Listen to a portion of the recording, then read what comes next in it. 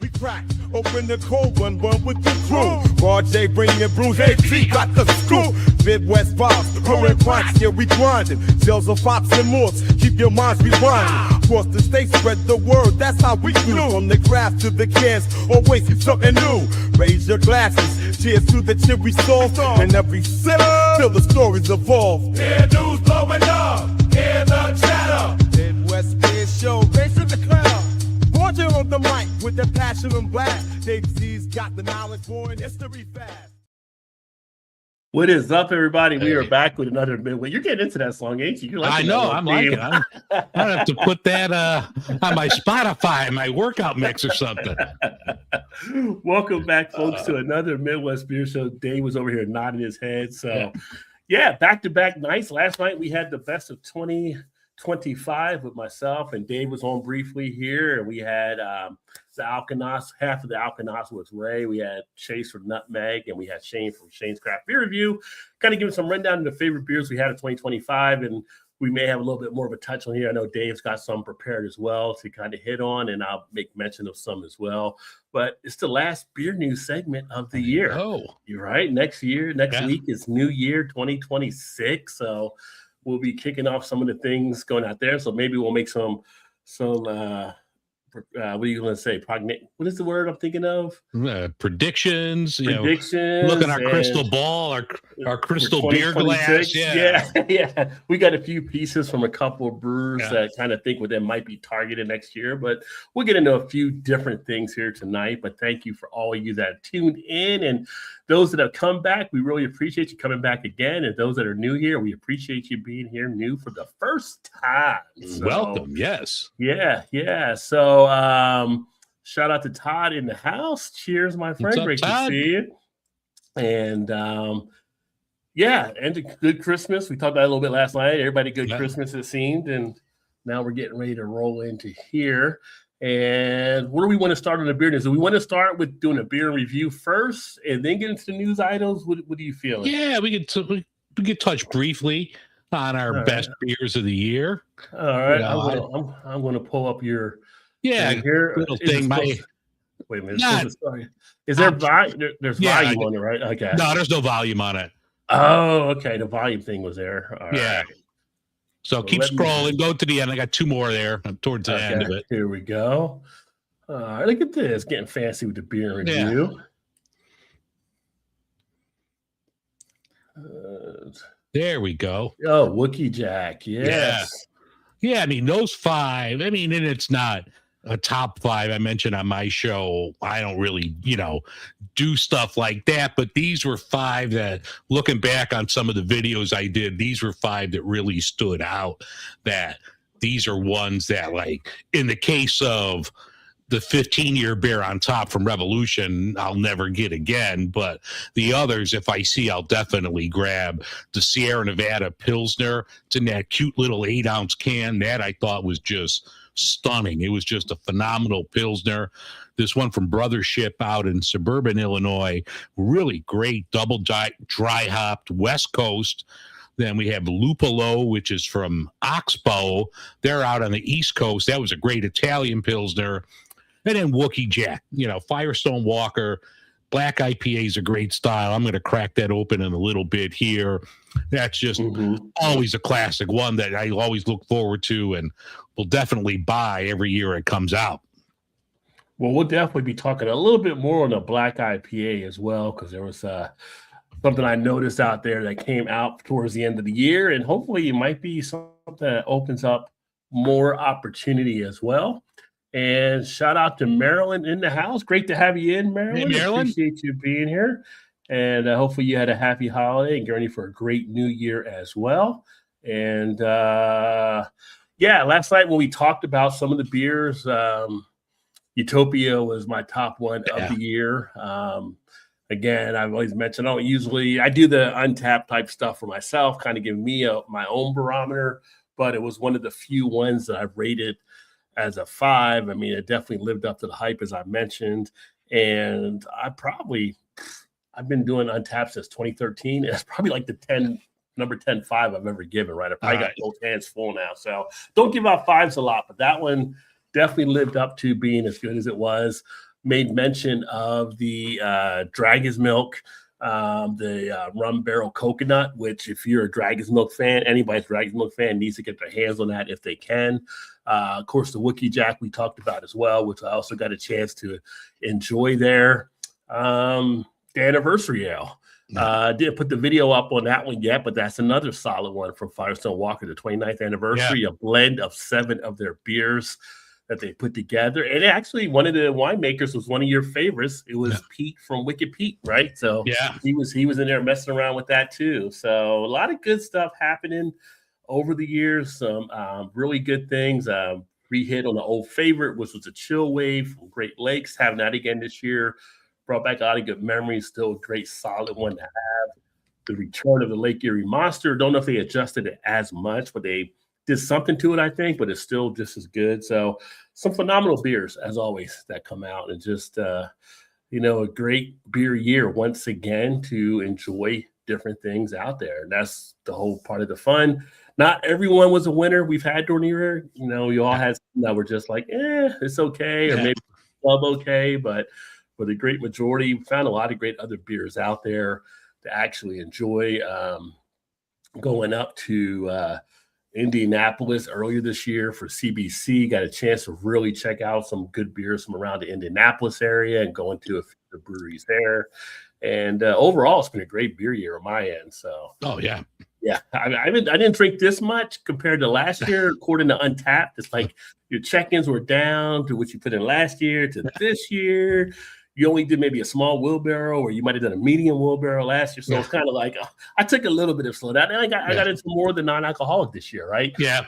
The rage right now that's taking place is with NA Beers, and I got more involved in it. Me and you both got involved more with Go Brewing as ambassadors with them. Checked in a few of the things from Athletic. Checked out, again, probably my overall favorite NA beers is the Shoots with the one they actually did for the Black Butte NA. But a lot of people, got this Sammy Adams Just the Haze. I haven't tried it yet, but a lot of people gave good stuff about getting that one. So the Sierra Nevada stuff's really, have you had the Trail Pass, right? I haven't done the Trail Pass yet. That's another one on the list. I grabbed a 12-pack of that. So it was like a variety pack, and they had 4 different beers, so 3 of each. And I mean, that's always really good. Like, I dig it. Like the one I had today, I did a video. I'll have to edit it and put it out. They had I don't think it's a lager. It didn't say, but I can't imagine these are lagers. They're just kind of cranking it out. But it was like a golden ale with a little lime. I thought that was really good. So, and I've had a couple of the other ones, so I'm looking forward to doing all 4 and seeing how those go. But, Sierra Nevada, everything they put out, solid. Yeah. So the golden ale with the lime, was that an NA as well? Or? Yeah. So this was just an NA mix pack that they had. So I saw that I saw it yesterday at my Binny. So I'm like, well, let me pick that up because I am going to do dry January this year. Not that I don't want to drink, but I got to kind of lose this gut. So let me work on some things in January and, stay off the barrel aged. Yeah. Do what you got to do, right? Yeah. I mean, I got to get more of the gym time back on schedule. But But, the NA stuff, actually, I've got the one I'm going to put the review up here in the next probably a week or two that I got for the winter IPA from Go Brewing. So I've got a few of those here as well. The Nostalgic, I think it's Nostalgic Ski Lodge, I think is the name of it. So yeah, I think so. Yeah, I know. I got to grab some stuff from them for the month as well. I haven't decided which of their mix pack am I getting. Yeah. And cheers to you, Simo. Hope you had a great Christmas, my friend, and looking forward to a happy New Year. Simo Subs in the house. You don't know Josh, make sure to check him out, our buddy from over there in the UK. But yeah, if you guys got some favorite beers, you want to let us know and note those down in there as well in the comment section. See if we can talk about them during the course of the show as well. But yeah, all solid choices here. And I was looking at the Terp Trail. I was trying to see that one. That was that's a double dry hopped West Coast, and it was spectacular. And like Brothership, I think they're out of Mokina, Illinois. I could be wrong, but they're in like suburban Chicago. really good stuff. And that one, when I had, I was like, damn, that's good. Like, damn. Yeah. No, all good stuff there for sure. And so taking a look, I guess we could jump into some of the news since the last time we've had one was a couple weeks ago. Now, the first thing to take a look at here was one that you actually had out there dealing with your area in Chicago, right? Don't get me started on this. The proposed Chicago liquor tax sparks criticism as some fear it will drive sales to suburbs. So I'm not going to play the video because of the whole YouTube thing. I don't even know if that's the same story right there. I think that's an ad, yeah. Yeah. But here they're talking about the tax. So basically, you guys are going to be getting hit possibly on off-premise sales, it looks like. And that's 13.25%. That's kind of crazy. That's on top of your federal and state tax. So that's not just total. That's like an additional. So whatever you get hit with your federal tax and your state tax, I mean, it's not going to change anything if you go to a brewery or, a place that, makes stuff. I mean, the article itself even listed a cider place and a place here called Koval that makes like gins and whiskeys and bourbon. So it's not going to affect if you go there to buy it. But if I want to go to a liquor store or the grocery store, that's just an added tax. And for a lot of places, their off-premise sales kind of helps pay the light bill. So you might just get people not buying it. Another reason for people to stop drinking, or they're just going to go to a suburb or go somewhere else. Like, I'm not going to be doing a big Binny's run in the city if this goes through. I'll just, I'll drive an extra 15 minutes and go to a suburb and, save a few bucks. Yeah, because even like your local Jewel would be hitting that as a grocery store, so they would be having to put that out there on you too. Yeah, now this isn't official yet. They have to pass the budget by the end of the year, so we only got a few days left. But some of the things that are being proposed from the mayor, it just, in my opinion, just aren't cool. Like one of them is, if you're a large corporation, they want to charge like a head tax of like $30. Let me pull up the article. $33 per employee each month. So if you're a large employer, that's a big monthly hit. I mean, I don't know. I mean, I just think you're driving away business and shopping from the city. I think there's other ways, and I don't know. I'm not an economist. I don't know, but I think there's other ways that you could do this without putting the squeeze to people and companies that actually live and work here. Right. Well, it says they need 26 votes. So it's 50 of the alders. Is this being pushed like from the mayor? Because I know the mayor is a Democrat there, and I don't know if it's like, I think there's a majority of Democrat that you have in Chicago. So it's like from the Democrat side they're trying to push this, or Chicago's all. I mean, you've got a few like near the O'Hare side of Chicago that lean more center and right. But as a rule, Chicago is blue. But yeah, I don't know. I don't agree with this. Right. I don't want to get too political here, but I don't agree with the mayor on this one. Right. No. Yeah.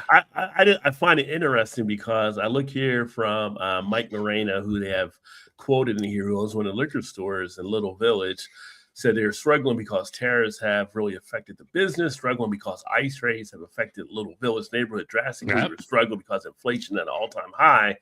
And usually those would be kind of those things where Democrats would want to lift and not put more people under pressure. That's why it kind of got me curious, because usually that's something to take in note most of the time, where it's kind of like, okay, maybe we should back off of this type thing. It's not the right time to do something like this.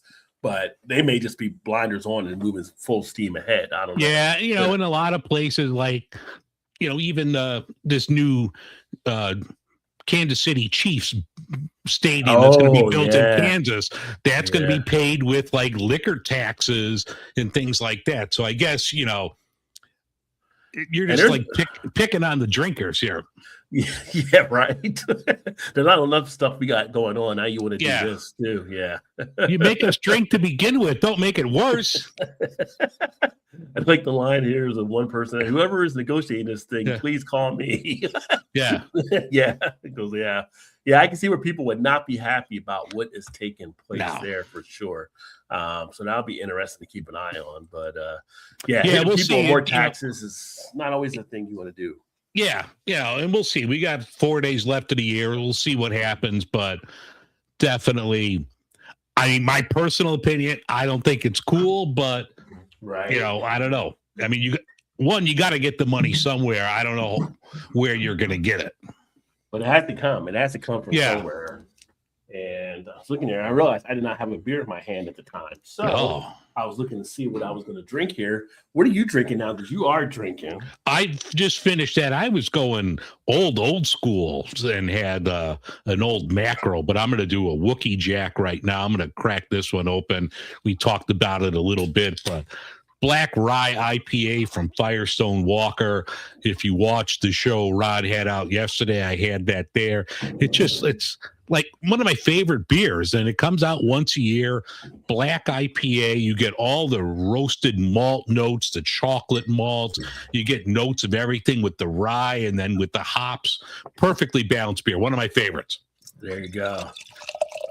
And I'm going to actually start out with something a little bit lighter because my one beer I didn't take out, and it's a stout, and I wanted to warm up because I know how good it is because I've had one already of it. So I'm putting that to the side, but I'm going to go ahead and drink one of the Rheingeist there Cincy you Lights, which are not a bad deal. I mean, if you're Okay. if you're like a macro drinker and you're trying to get into craft, or you want something that maybe is more of a macro feel from a craft brewery, this is a good one. This is definitely better than I would say like a Bud Light or a Coors Light or any of the kind of stuff like that. And Okay. price wise, you get a 12 pack.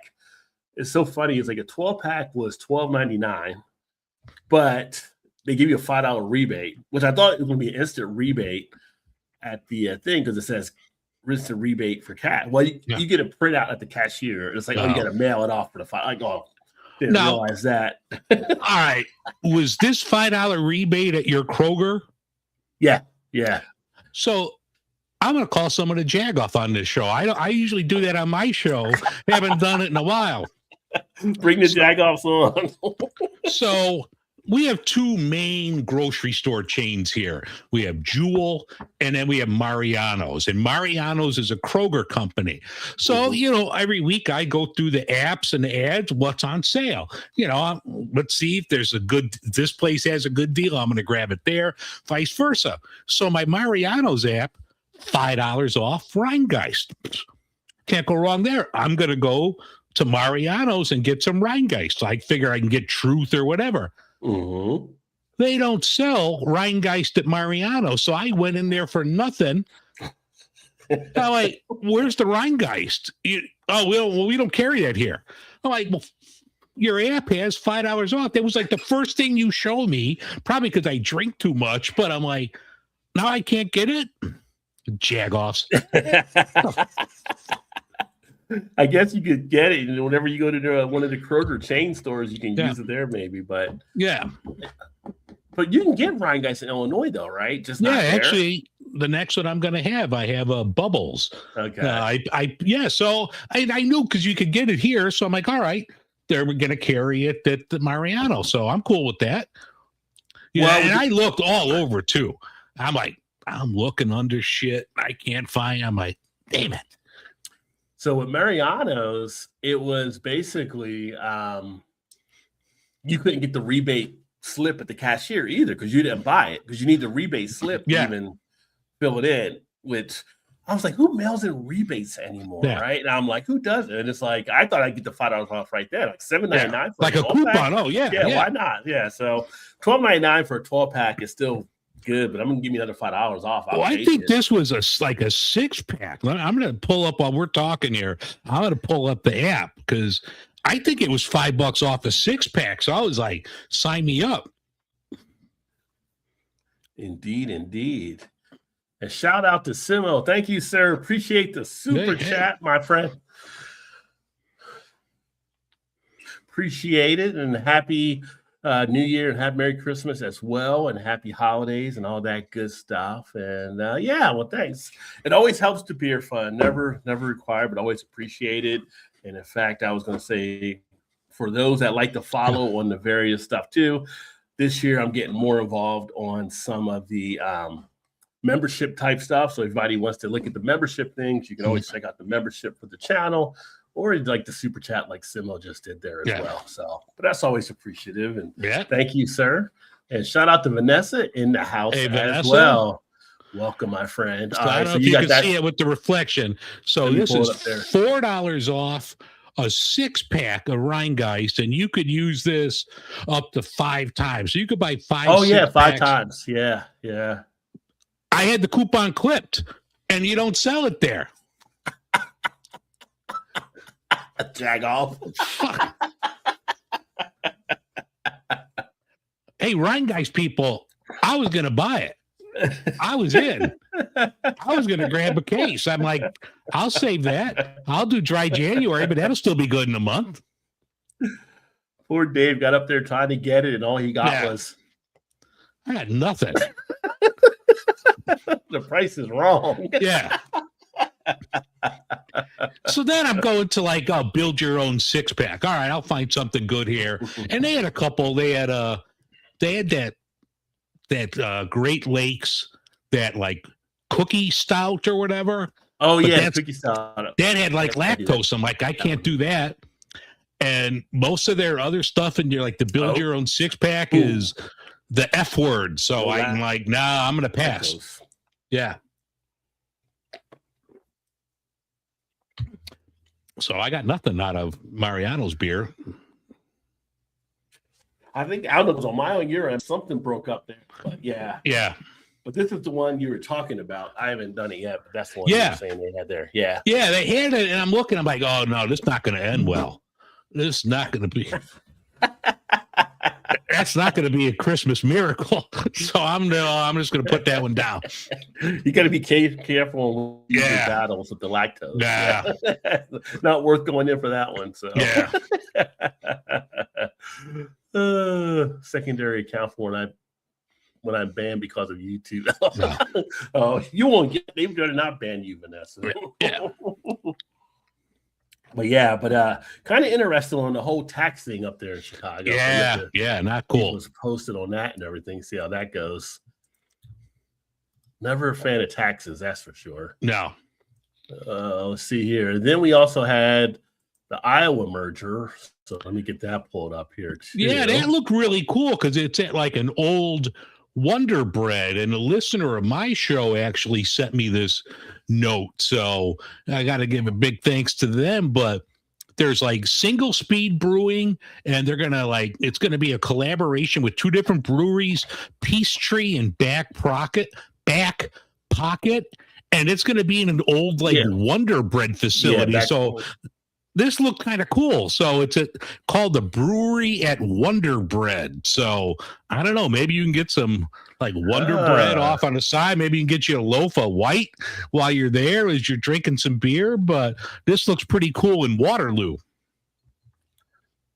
So behind the sign, it must say Hostess Cakes, because Wonder Bread owned Hostess, I know. Yeah. At one point. So yeah. Maybe you do like a Twinkie ale or something. I don't know. Maybe. I don't know about they might do a snowball stout. I was never a fan of the snowballs though. That was I love me some snowballs. It had the flakiness from the coconut type stuff. I couldn't mess with it. No sir.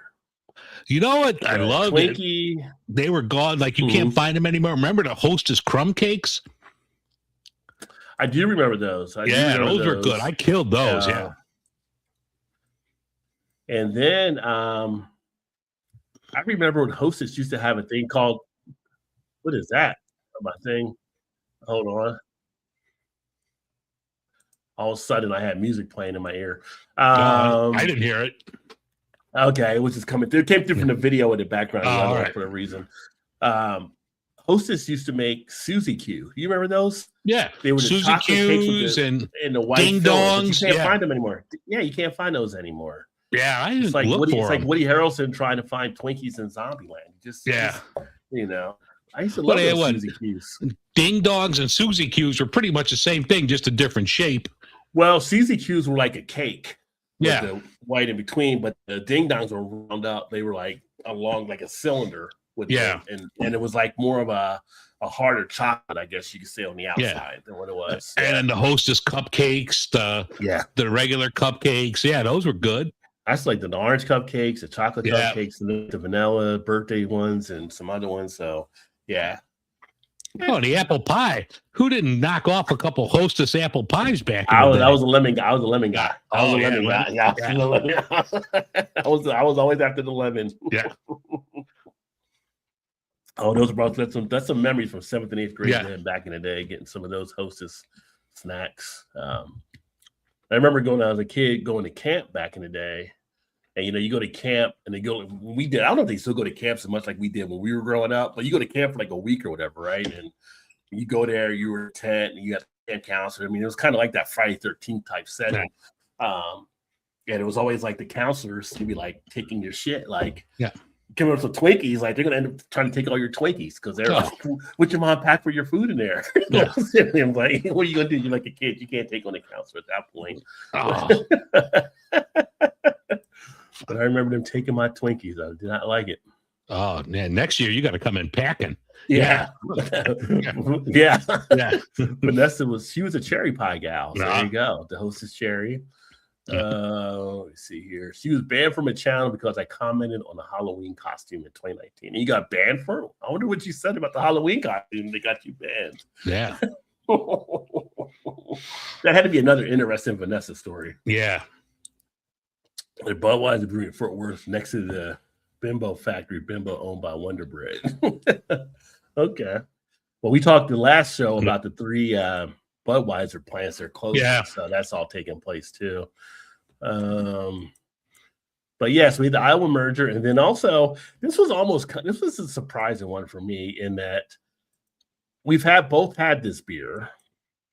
And I didn't hate the beer. I thought the beer was decent. I thought it was good. But to be the top beer chosen kind of took me by surprise here. Yeah. And of course, we're talking about the Union Jack. And this was at an event over there in Brussels where they said officially the #1 American beer, according to the judges that were at this event. So we've got much love for Firestone Walker and what they actually do. When we got the variety pack, Union Jack was not one of my favorites before. So it just surprises me that it came out that high over there. And you don't know like how many breweries actually enter this or what they send. But I mean, it's not a bad beer. I mean, No, not by definitely, any no, means, it's a solid beer. But to say the #1 American beer. Yeah. And it's like at that time for what you had entered. Yeah. Okay, it wasn't #1 American. Now, if you would have had a wider spectrum, maybe, because we don't know who was all entered in, it could have been different. And again, this isn't shade on Firestone Walker. It's just a surprising thing when I saw mean, they should have sent him some Wookiee Jack because that would have knocked off Union. Yeah. I would take the Wookiee over the Union Jack any day. Oh, yeah.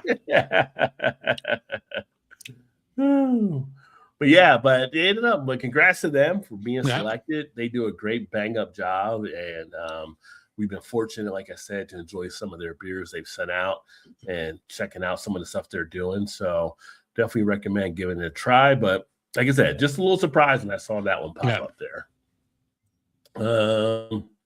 And then we get into stuff. So here's some stuff to get into, and this will be a little bit more detailed, so to speak, as far as conversation wise. We'll talk about 7 stories from 2025 that the beer industry was buzzing about, right? So had a lot of different things happening this year. Oh, yeah. By the end of the year, as we get to it.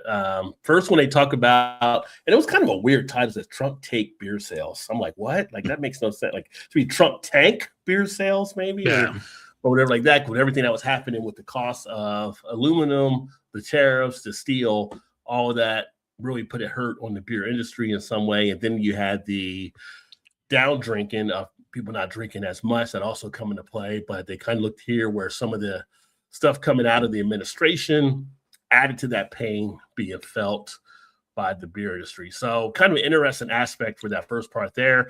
Although, as mentioned, it's the second Trump administration, but we knew the first time they had the tariff thing going too. So it should have been kind of baked into the cake, so to speak. Like we knew something would probably end up happening. But this was like extreme though. Yeah, this has been extreme. And when they did it before, it was in 2017, right? So yeah. It was basically within his first year. This is also within his first year of the second term, but it'll be interesting to see how far it pushes out because this one has come to be more impactful than it did the first time. And the first time I know that like the spirits industry, which we'll talk about Jim Beam here in a little bit too, they took $1 billion hit the first tariffs that went around. So could it be more this time? Well, apparently the first time, if we want to go into the Jim Beam thing, we can go into the Jim Beam thing now because Jim Beam never had to shut down in 2017 or 2018 for a year, which they're calling for now, which is kind of crazy because Jim Beam is kind of like that stable bourbon that everybody kind of knows. And people might not say it's the best bourbon or the greatest bourbon, but everybody has it somewhere or knows it. And it's kind of like, I don't want to downtrod it like it's the common man bourbon, but it's kind of like that working man type bourbon type thing. So if they've got to shut down, then what does that mean for all your other bourbons out there? What does that mean? How's the Maker's Mark going to be affected? How's going to be some of these other ones going to be hit out there as well? Is Jim Beam that canary in the coal mine, so to speak? So that's interesting. Yeah, and it's, it just seems like there's like 2 or 3 companies that own the majority of the bourbon makers that are out there. But that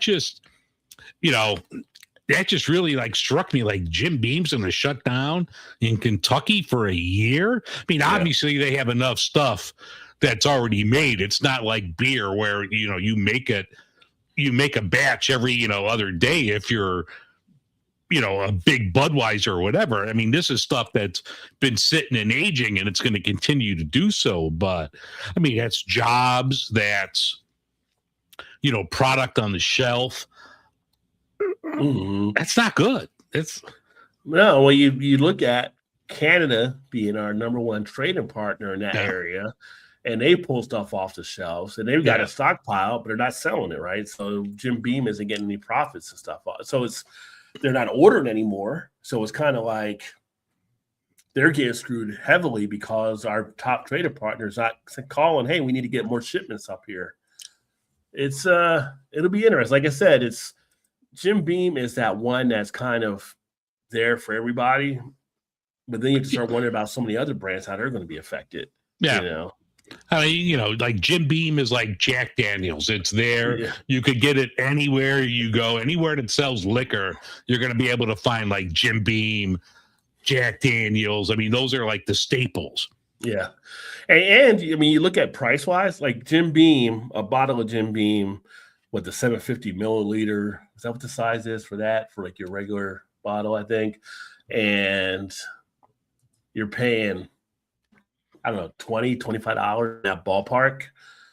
It's a lower end cost for your basic Jim Beam. And if they got to shut down, and you're looking at Evan Williams, you're looking at Maker's Mark, you're looking at some of these bigger brands where they're into the 40, 50. Look at, Pappy has a select market for it, but could Pappy be effective, right? Like, you don't know, like these higher things, as people talk about the affordability of stuff, there's things start to fall out where people aren't buying them as much either. So there was a thing I was reading on the New York Times, and it had nothing to do with liquor, but like you mentioned Pappy, and they were talking about the price of beef being so high. And anybody that's gone to the grocery store and bought beef, you know what I'm talking about. Like, you look at a package of beef, you're like, how much? It's gone crazy. But they were talking about steakhouses, and they were like, your higher end steakhouse, the customer that's going to a high-end steakhouse is not going to care if you charge an extra $10-20 a steak. You're already dropping, a car payment on a dinner. But it's like your mid to lower range places, like your Outbacks. Like, remember back in the day, we had like Bonanzas and Ponderosas. They're like, and people just aren't going to these places anymore because they can't afford the extra hit on a steak. And the companies can't afford to like take a loss. So your places like, what is it, Longhorn, I believe, and Outback are really getting hurt buy this. So it's probably the same with bourbon. Like people that are drinking Pappy, you're already spending way more on a bottle of bourbon than we do in beer. You know, it's not going to affect the Pappy drinker, but the Jim Beam drinker, yeah, it's going to make a dent. Yeah. Yeah, it's going to be interesting to keep an eye on to see how that all definitely plays out because, like I said, it's a select market when you start getting up to those higher price type bottles. But for your mainstream, if they're getting hit where companies might be taking their product off, they're not going to be able to step up to get the bigger bottles. So, yeah, it's it'll be interesting. So that's definitely been having an effect. But this is something, you know, we did the tariff show earlier in the year. We kind of saw it coming down the pipe and put it out there for people to take notice and stuff. So it's for us, I think, and for the guests we had on, it's not a huge surprise. This is kind of taking place. But at the same point, it's like we never saw anybody have to shut down for a year. Everybody kind of just scaled back or whatever and kind of rode it out. So this is a little bit more of an interesting twist. Yeah. Yeah. And then the second part, the second story, was the retreat of the macro brewers, as noted in the story. And this is from VinePair for those of you watching as well. Yeah. The piece here. And basically, you know, we had the Molson Coors shutting down Leinenkugels, which was definitely historic in that way, because with that brewery, whether you're a Leinenkugels fan or not, the historical presence of Leinenkugel and that brewery and then being shut down by Molson Coors was just a, you know, big brother took the toy away from little brother type situation. And it was like done. So it was sad to actually see that, and that community got hit hard because that was like a big thing for the community too. Oh yeah. It was huge there, but you start having to pull back there. You have stuff with, Anheuser-Busch and Bev starting to pass away some things. They're cutting their portfolio back, and half of it now going to Tilray brands.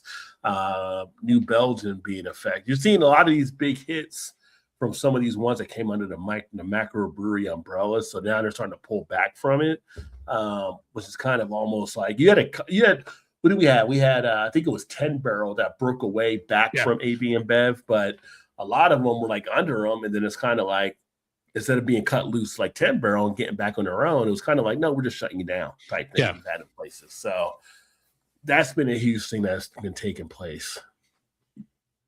And then like they have Pabst here queuing up to promising new light lager launch.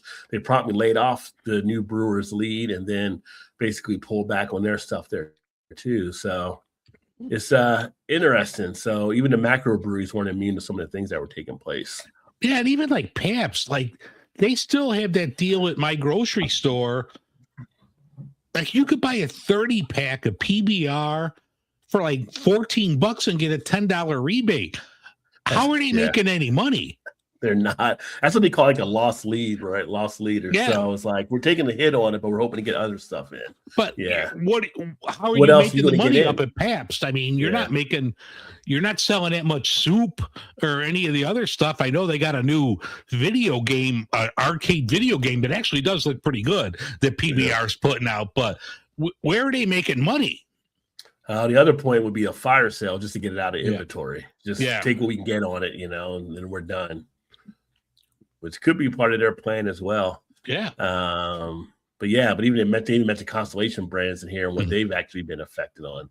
Kind of interesting on that. Then they also make mention on here consolidation of the middle tier, whether it was voluntary or otherwise. So you had some of the middle regional type things that kind of gotten pulled in under this as well, with some of the things taking place. You also have like here where it makes mention like the RDT brands starting to come out there as well. So kind of interesting to see. And again, this goes back to the big, beautiful bill they talk about in this part here, where it kind of led to some basically restructuring inside of these companies that kind of put the hurdle on some of these other parts of it. Southern Glazer's Wine and Spirits sold its only owned distributorship in New York to the Mega Wholesale in August. And while AB and Bev was laying in the wood to independent bud distributors over Les out of code sales of Busch Light Peach, they were selling the old shit, man. Well, you know, out of code sales. Other fractions, people did like that Busch Light Peach from what I was hearing though, but I guess even the old Peach was still good. So I don't know. It's interesting to see what's taking place there. Then of course, this is a big one now with the hemp beverage industry. The things that are taking place there, THC grabbing more space, but now THC might be facing their own uphill battle. Depending what state you're in, it was taking place there as well. But it did upset the apple cart this year because people were like, oh, I can do this instead of doing that. And I'll feel this way instead of that way the next morning. And so people went down the THC road, with whether or not it's the not having to face maybe a hangover, which if you're worried about getting a hangover, maybe you're drinking too much that night. Just throw that out there, right? So, you can drink and not to worry about a hangover if you're not over drinking. But then THC was pulling some stuff back, but now they might be getting pushed to the side. So in Ohio they will. In your state, it's going to be. In Ohio, it's going to be interesting. So here in Ohio, the governor put a 90-day line veto on it.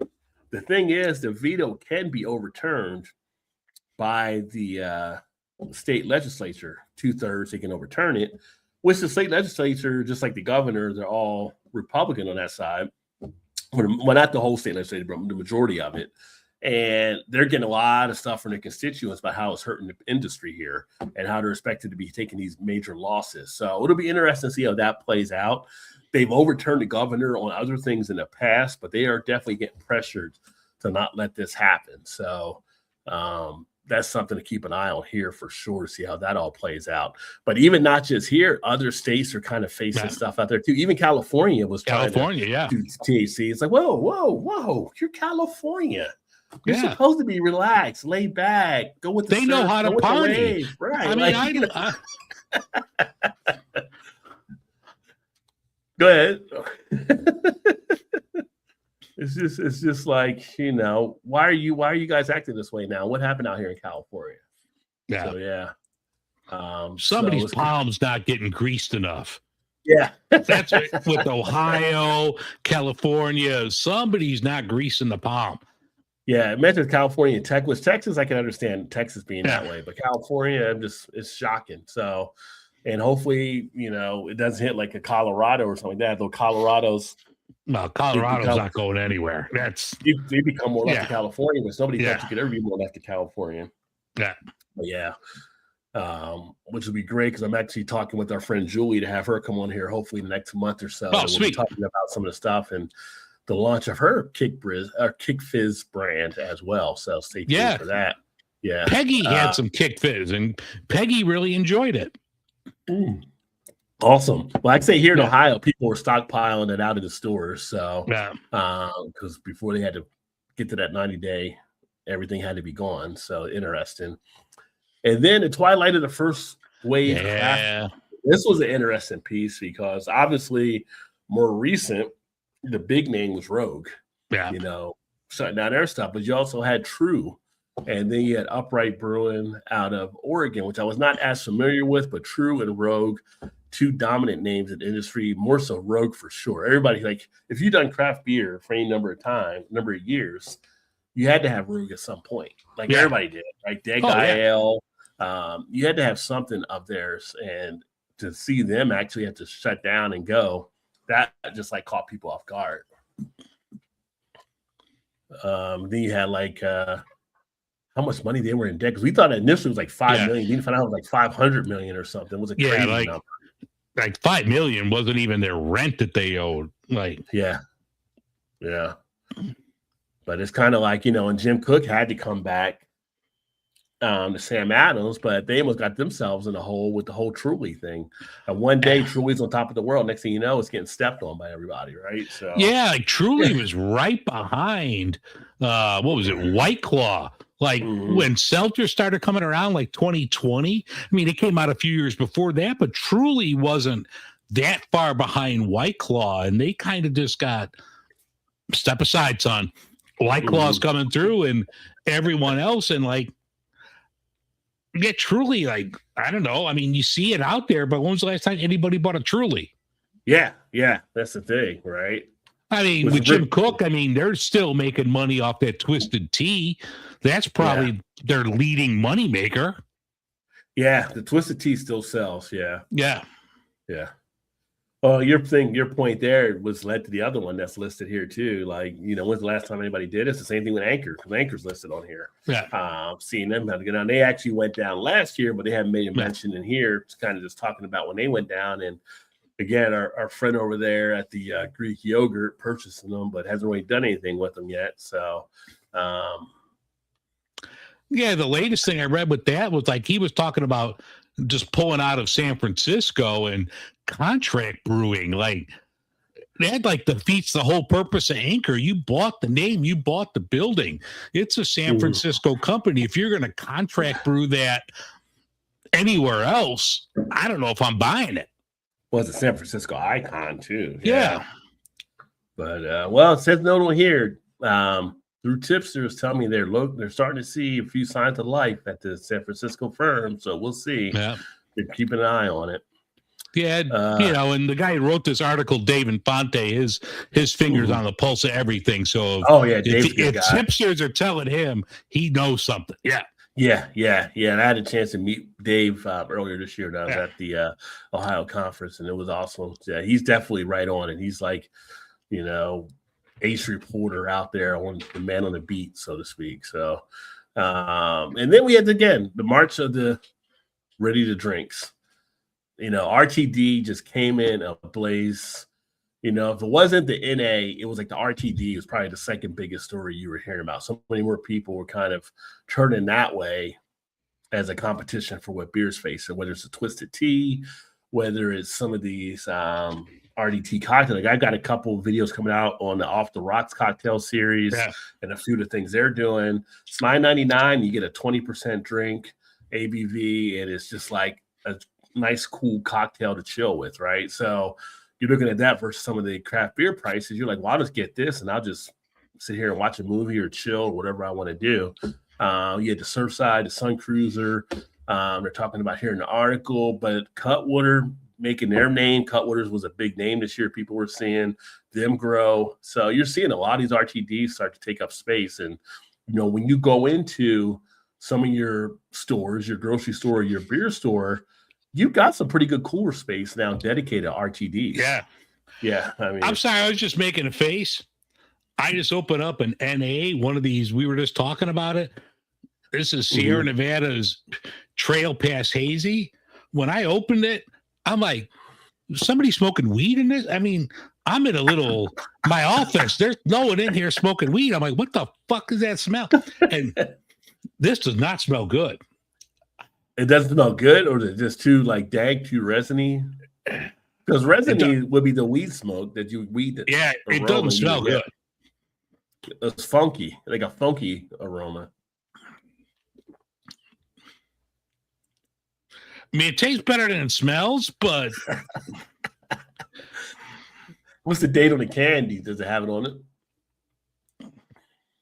I'm gonna spill the rest of this shit. I thought you put it all in the glass. Yeah. It's not that bad. Only like a couple months old. Okay. Well, there goes my Sierra Nevada sponsorship.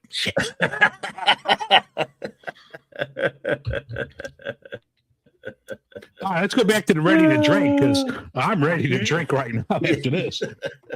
Well, yeah, so you had the RTD stuff taking place, and then going through here, the Suds for Chuds market hit a ceiling. I guess they're talking about, what kind of with some of the celebrity type things they're doing, but like it makes mention like Hulk Hogan dying, and the Real American Brand. They got a little surge after he died because of people feeling sentimental, but they've been struggling a little bit since then. That ultra right, 100% woke free. I don't know what they're going to do with that thing, because I'm like, you were charging people like 25 something for a 6, and they didn't even make it. They haven't even made it. They didn't even make it, right? And with shipping, it was just a grift. Plus. Yeah, that's just a grift. Yeah. And I remember Armed Force Brewing.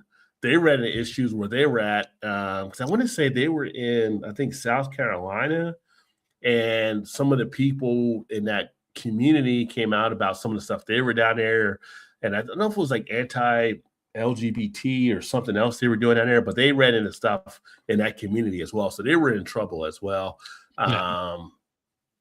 So some of these ones out here, I mean, there's nothing I was going to be drawn to drink any of these for the most part anyway, but it's just kind of like they kind of, with all, I guess, probably the way that things are set now, as far as some of the battles we're seeing, so to speak, and being craft beer is probably more left and right, they're probably feeling a little bit of the hits because people aren't coming out there to drink their stuff. So Yeah.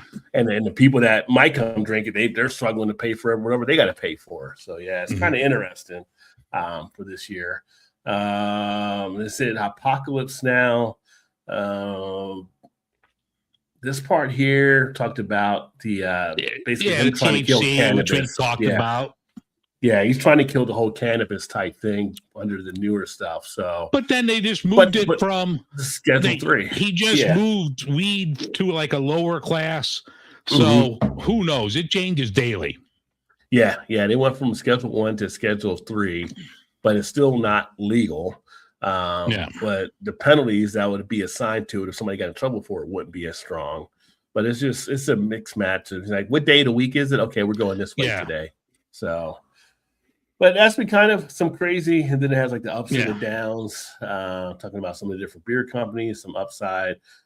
Alamo Beer acquired by SKJ Capital, Clean Alcohol Collective, around ingredient transparency, which is good. I'm all about that there for sure.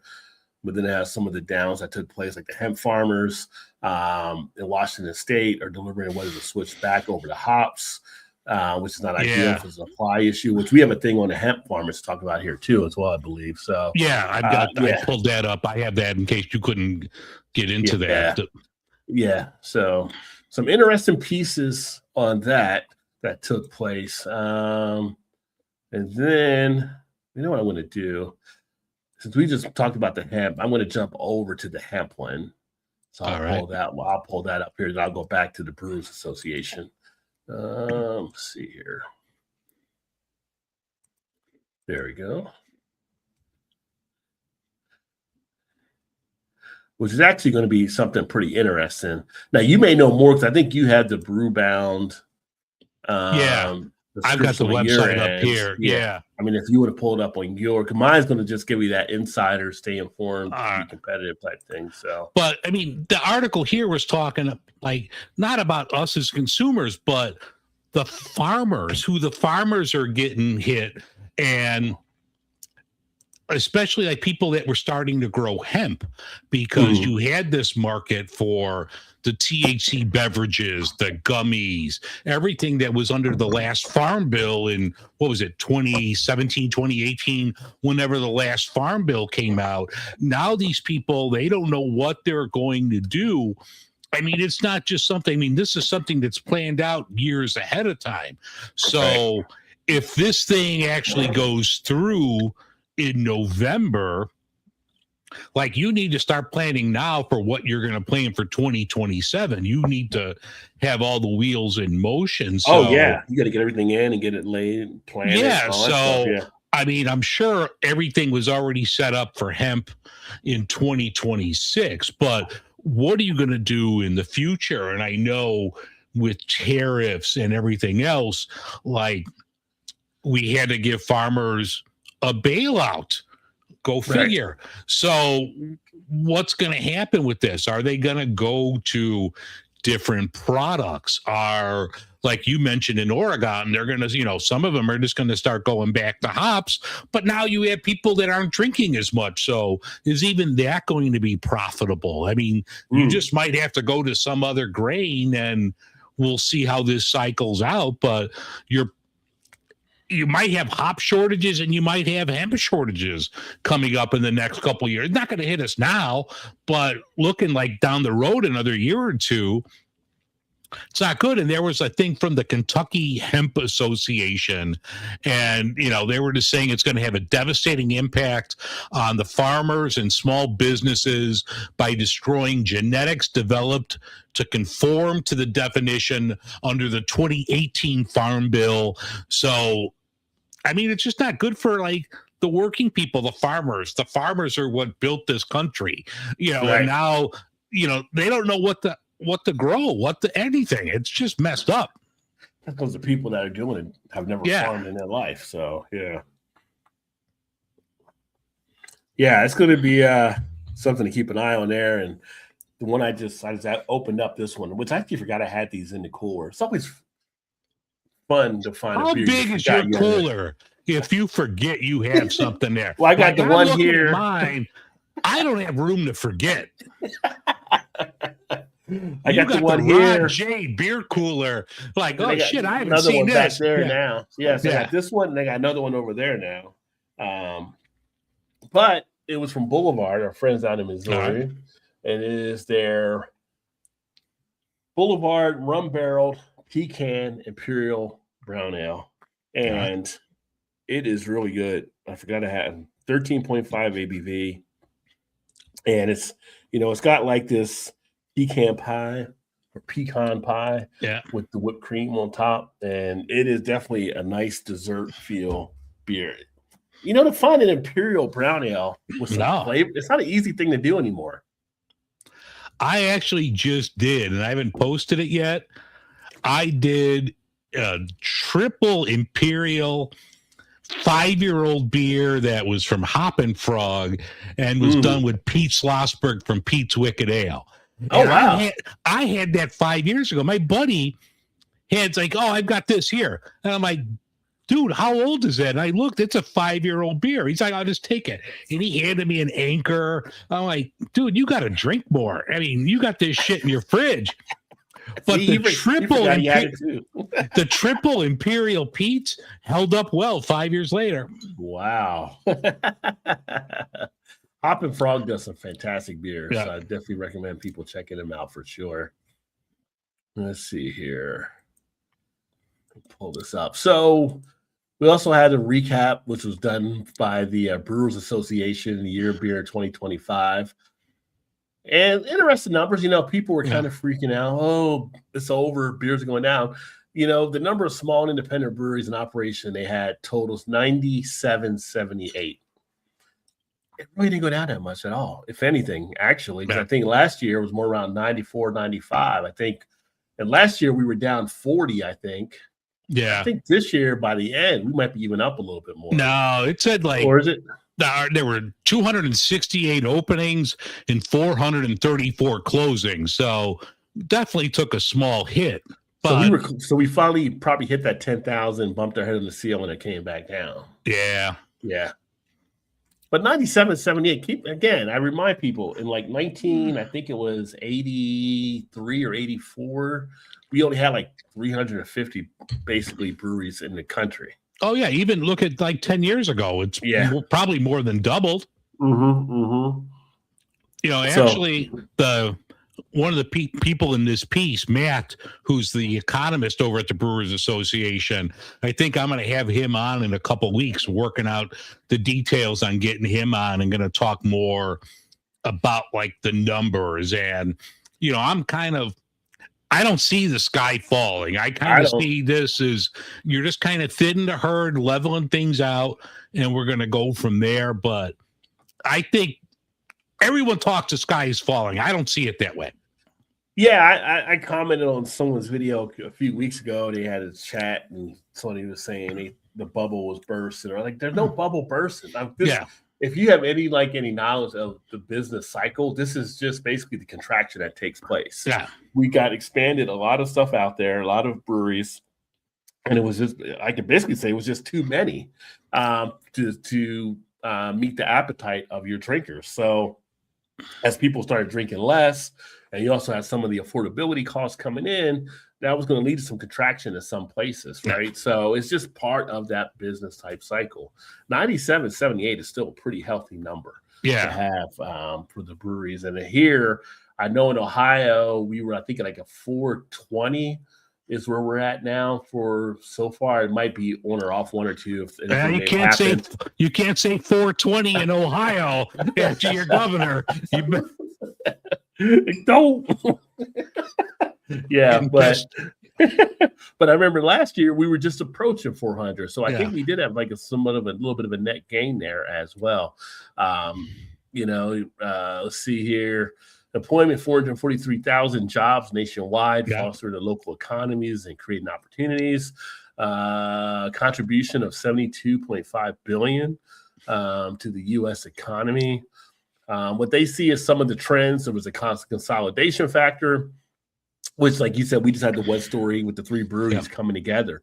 I like the consolidation when I see like 3 independents coming together versus a big boy coming in and taking one over, because that usually doesn't always have that positive thing at the back end where it's almost like, okay, now we're going to do this. You want you to use this ingredient instead of that ingredient because that'll help profit margin, but turns the beer to shit somewhat. So having like independents coming together and knowing the battle and knowing the journey, I think is better. New approaches to hospitality. This is something we talked about through the course of the year. It's like, it's not about you just make good beer anymore. You got to have a reason for people to come to your breweries. You have to be that part of hospitality now. You got to make it entertaining. You got to give, you're fighting with the consumer for dollars against restaurants, against going to a ball game, going to Top Golf, going to all these other different places. You have to give them a reason to want to actually come there. And then the growth in the low ABV was a big factor that took place this year, which for those breweries that did adapt, they are seeing some good results coming out when they have that NA option or a low ABV option, or for a company like Go Brewing that says, hey, if you don't want to make it, we'll just contract with you and we'll provide our stuff to your people. That's been a benefit as well. Yeah. Well, look, I pulled up the raw data from the Brewers Association, and we have twice as many breweries that we did 10 years ago. In 2015, we were close to 5,000. We're close to 10,000 now, and the number stayed pretty stagnant. We've been in the 9,000 range since COVID. So you have to look from like 2015 to 2020, you almost doubled.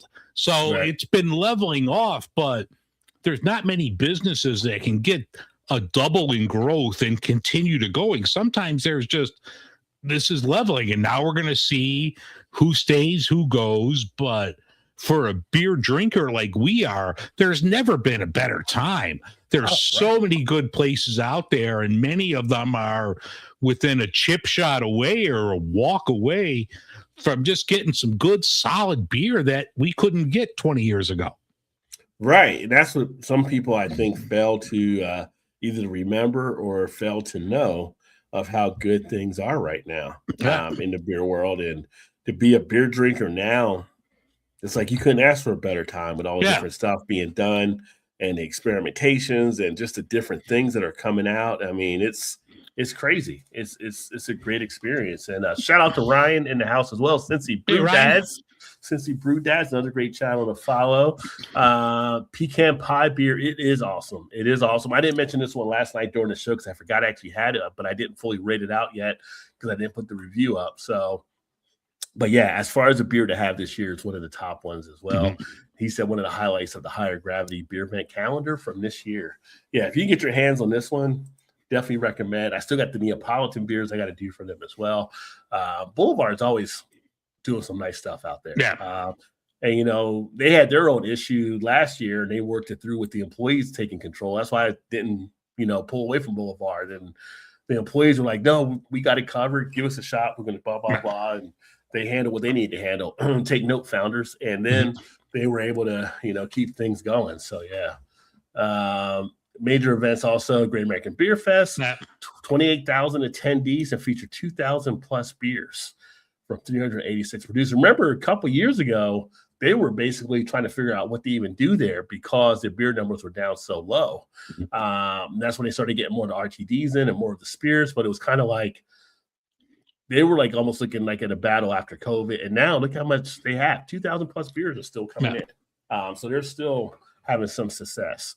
The World Beer Cup, 8,300 entries in that from the 49 countries across the globe. And you also had beer weeks, communities across the U.S. had American Craft Beer Week, which there were different states doing that here. And it's been good. So it's not as bad as what some people will make you think it is out there. Like the sky is not falling. It's not Chicken Little right now. It's just basically going through the contraction phase of a business cycle. And it'll go through, and basically you probably need it because we got some craft breweries that are making some beers. You're like, So,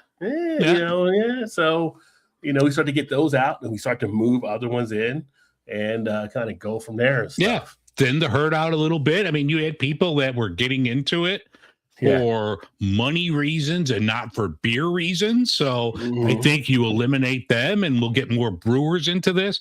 I'm excited. I think we're still sitting in butter over here. Butter. Yeah.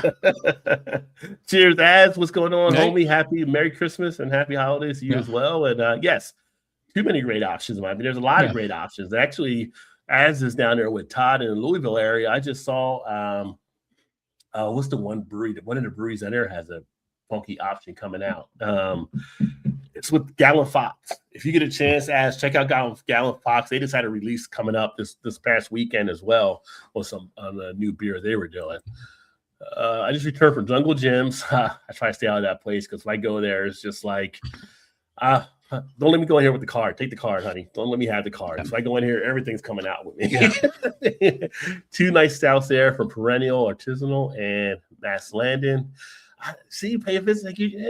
I could. Last time I went there with Todd and Shannon, it was just like carts were full. I was like, what am I going to put all this stuff? You know, I'm trying to get stuff out of the cellar. When I go there, it's always adding stuff to the cellar. But I got to go back to my Kroger tomorrow. And if that Bourbon County Stout's on draft again, I'll probably grab a glass of that while I'm shopping. $8 for a 12-ounce pour. Yeah. Yeah. There you Makes go. sense. Yeah. Makes it hard to choose. Sometimes it does. That's true. Yeah. Thank you, sir. Yes. Yeah. Hopefully you guys having a great holiday weekend down there. And hopefully as we get you up here for the beer fest, I know Todd told you about it in February. So keep posted on that.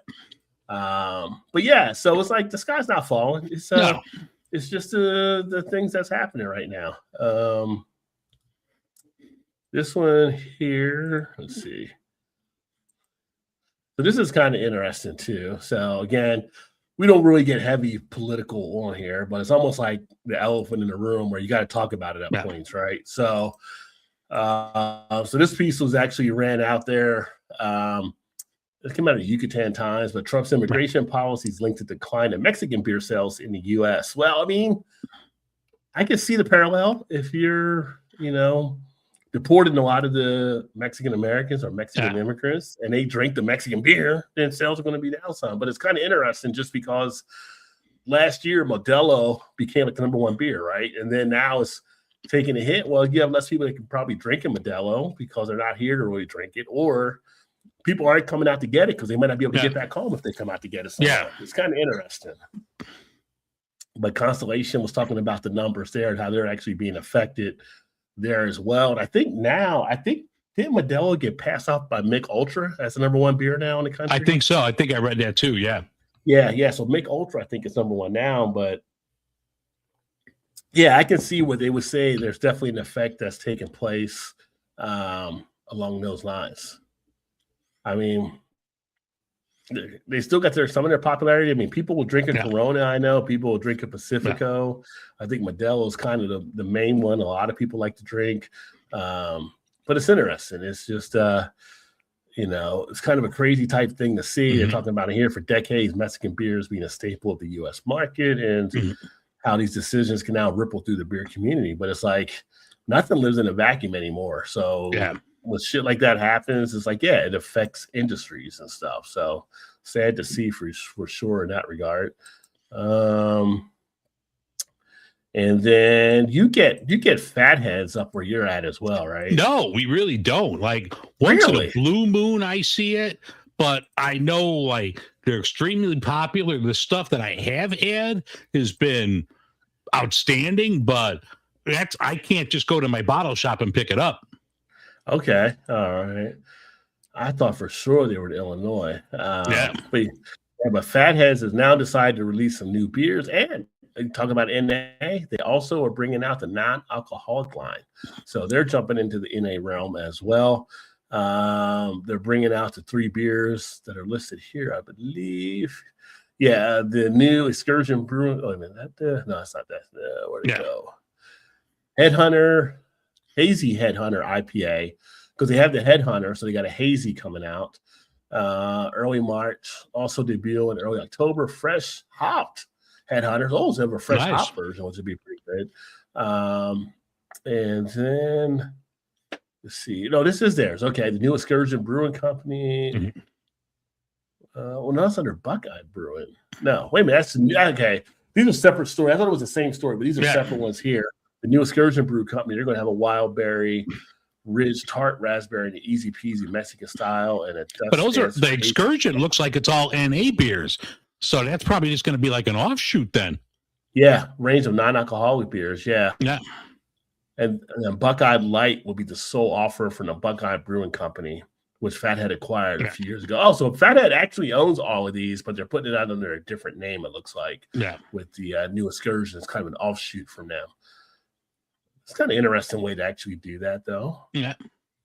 I mean, you would think because they have the name, you know, if you were to do something, hey, Fathead NA, just like this Sierra I'm drinking, you know, why put a different name on it? You know, you have a name that people know and trust.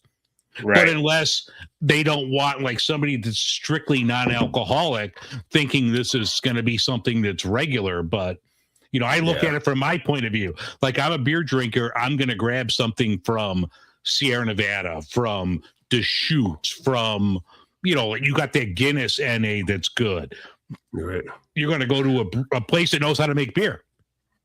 Yeah, it's almost like what do you give up by doing it this way? Because if you've got the name and the trust behind your beers, I would think as a consumer, you might be more apt to try that one versus if you saw, well, I don't know who this Excursion company is. I don't want to mess around and not like it or whatever. But you would think, but if it said Fatheads, you'd be like, oh, I'll give it a shot. Fatheads usually does a pretty good job. I mean, unless, you know, they have the Fathead name on it, like Excursion from Fatheads. I don't know what their branding is going to look like. Right. I would definitely want to tie back to that power, though. Yeah. But they also have the Crumbleberry Cinnamon and Vanilla Honey Blueberry Ale, which was previously a limited release in 2025, will now be year-round. That could be something to definitely take a look. Crumbleberry Cinnamon. Yeah, that might be something to try. Limited variety 12-pack featuring 4 beers in the Bumbleberry family. Nice. Joining the original Honey Blueberry with the Crumbleberry, Stumbleberry Imperial Blueberry, and exclusive to the pack Bumble Shandy.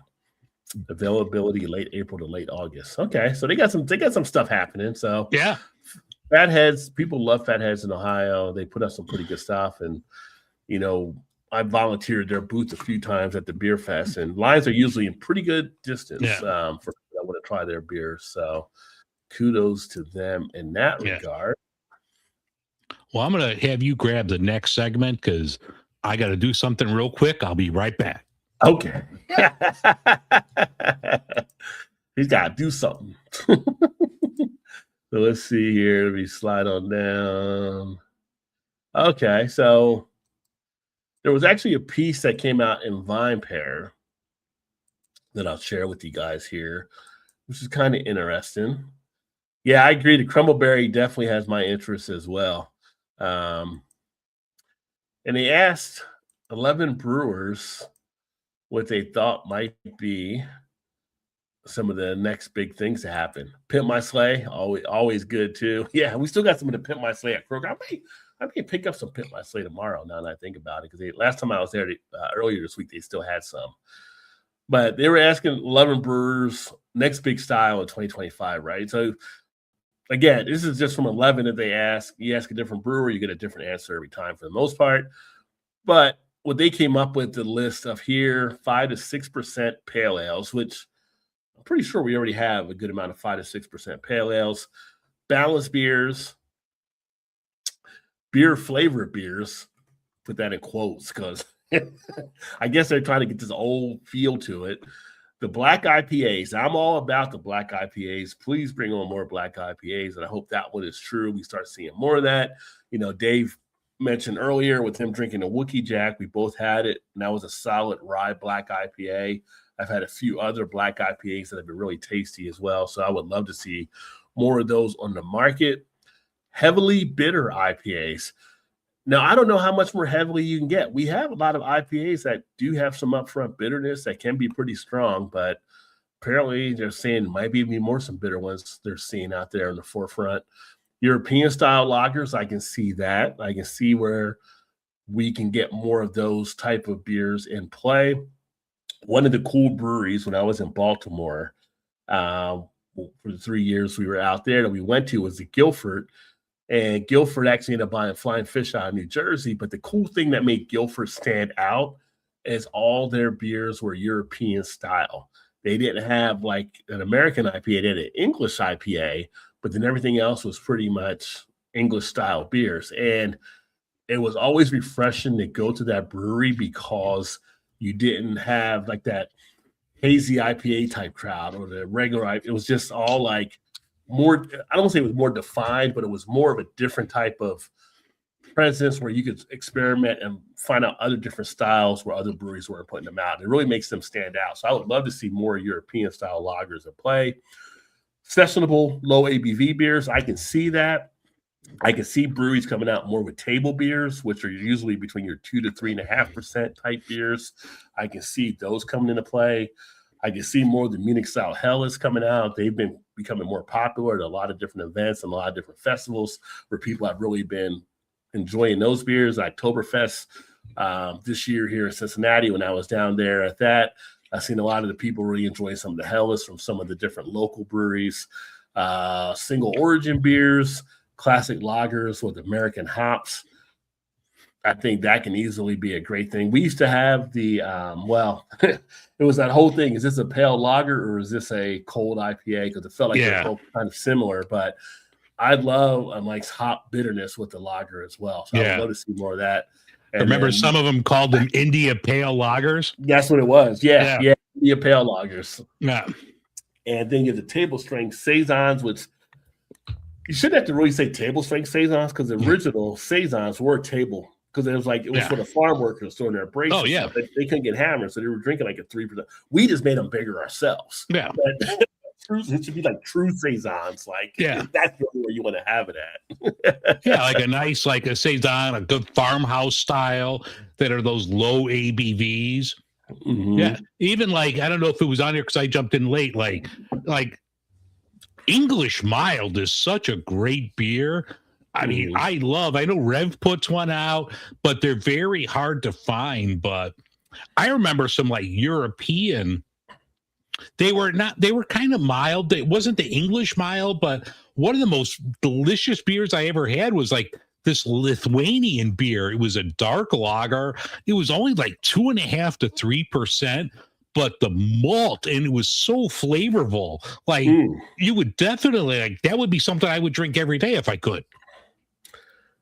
Yeah, I mean, with the old English mild, they weren't like heavy. So yeah, I mean, you can have something like that with lunch, or have it with a sandwich, or whatever. Go right back to work and be fine. So yeah. But yeah, so the breweries they asked, like this is the head brewer, Stormcloud Brewing Company, Frankfort, Michigan. Talking about how they've done so many of the double and the triple barrel aged pastry styles, lagers, pilsners, and blah, blah, blah. So he was saying what he wants is a return to the 5 to 6% ales, pale ales. But I'm like, I think you might have been away, but I'm like, I'm pretty sure we have some 5 to 6% pale ales already out there. So it's not like, I mean, maybe where he's at, they're not in demand, but I feel like I still see him in spots.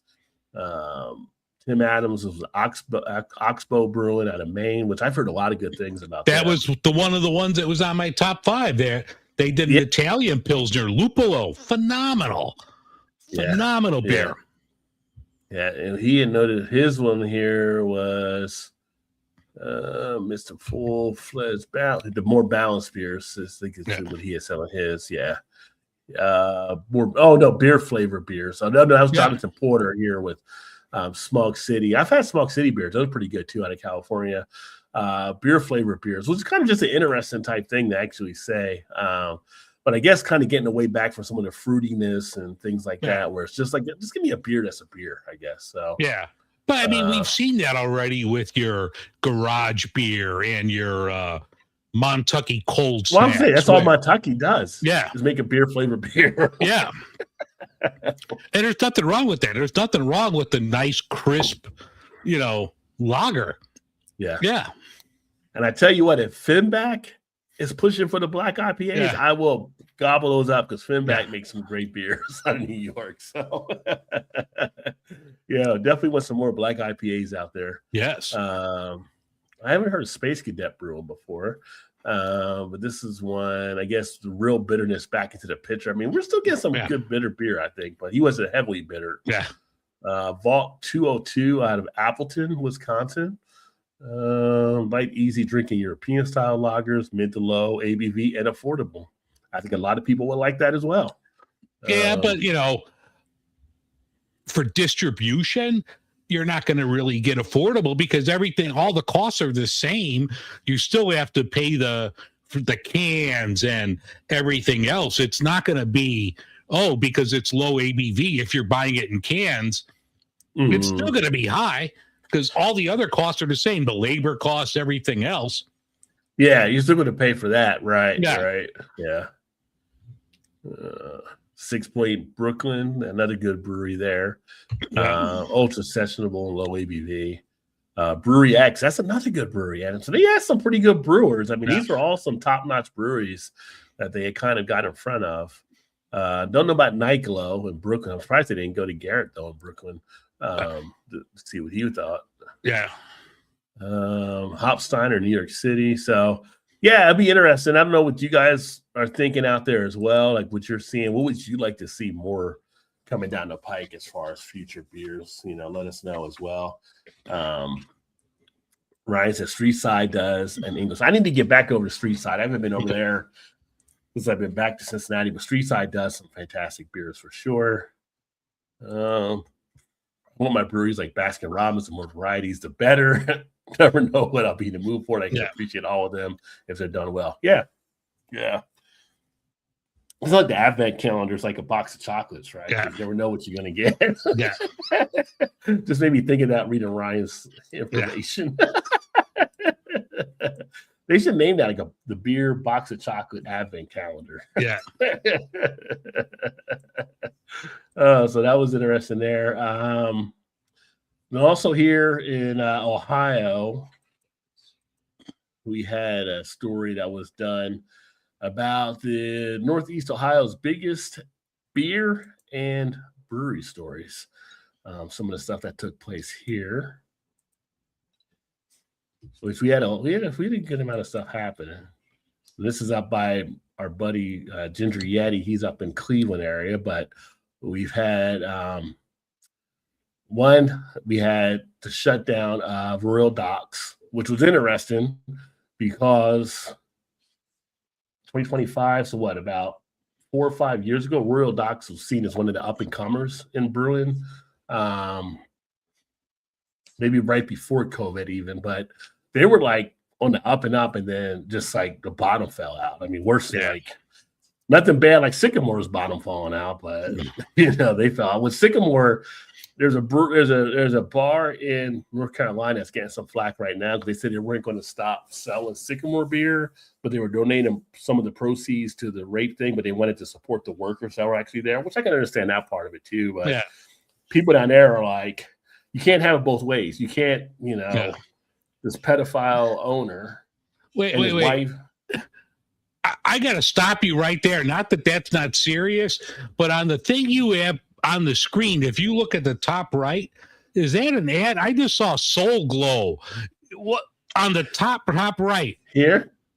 No, like here? On the right. Yeah, right there. Keep that playing. I thought I saw Soul Glow. I'm like, wait. Is it coming to America? Coming to America flashback? It's something with a dog. No, go to the beginning because it said Soul Glow. No. It did. Let me see. I think it's just ads that were going. All right. Well, it was Soul Glow.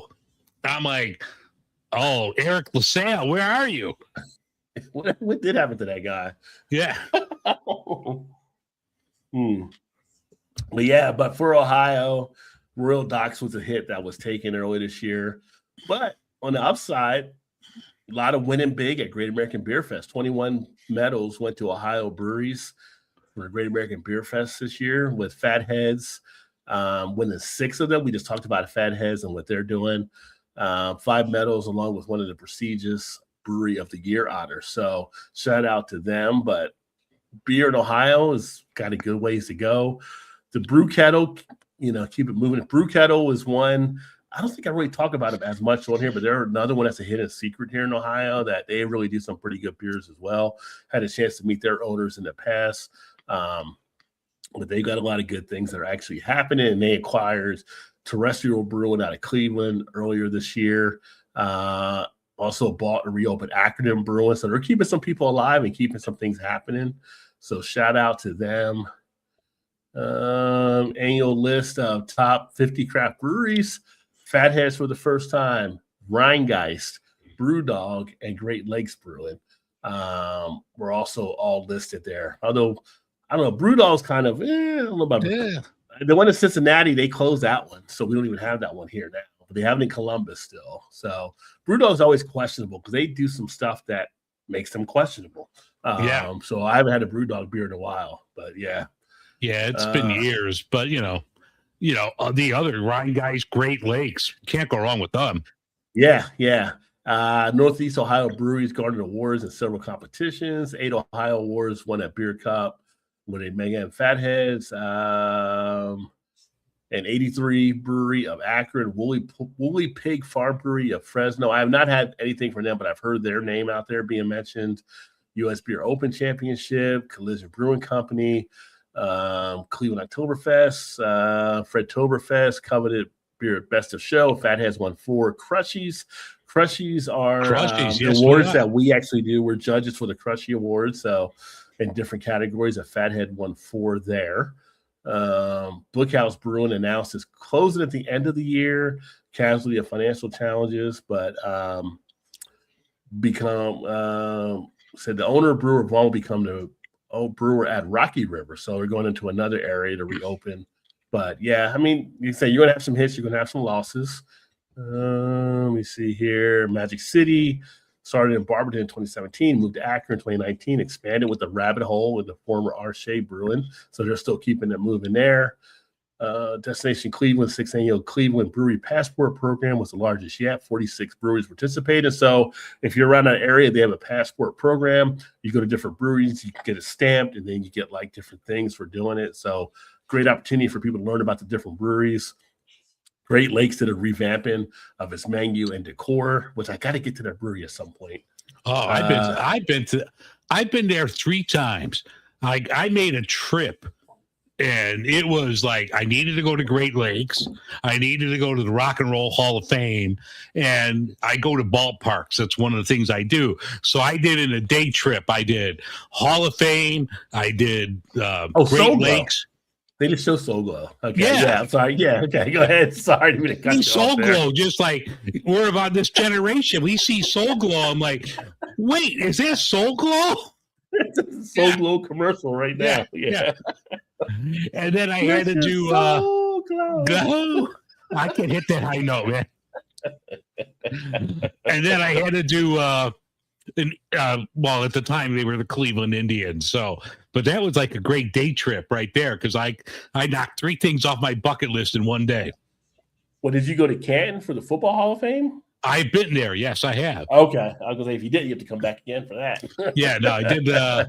I did the Canton. That's like, been to Cooperstown, been to Canton, try to get to as many ballparks as I can. It's been a while since I've been to a new one. So I'm definitely due for 2026, but like Cleveland had some shit going on. I mean, it was really cool.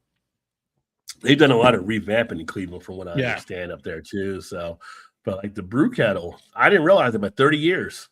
1995 was when they started. So they've been kicking it ever since then, which is great. 10 years for Paladin Brewing, 5 years for Ghost Tree Brewing. They have some of the anniversaries on here. Black Frog Brewing, shout out to Chris Harris there. I gotta get up. He does a sweet potato beer that everybody raves about. I gotta get up to Black Frog. Heaven Brewing, Mosaic, Starflyer, Two Friends. So yeah, like you said, there's breweries opening and there's ones that are closing, like listed on here. Voodoo Cleveland Heights. There was also a Voodoo in Cincinnati that closed as well. Tricky Tortoise, Railroad, Mentor. So I mean, that's just the way it goes. The door swings both ways, open and close. So yeah.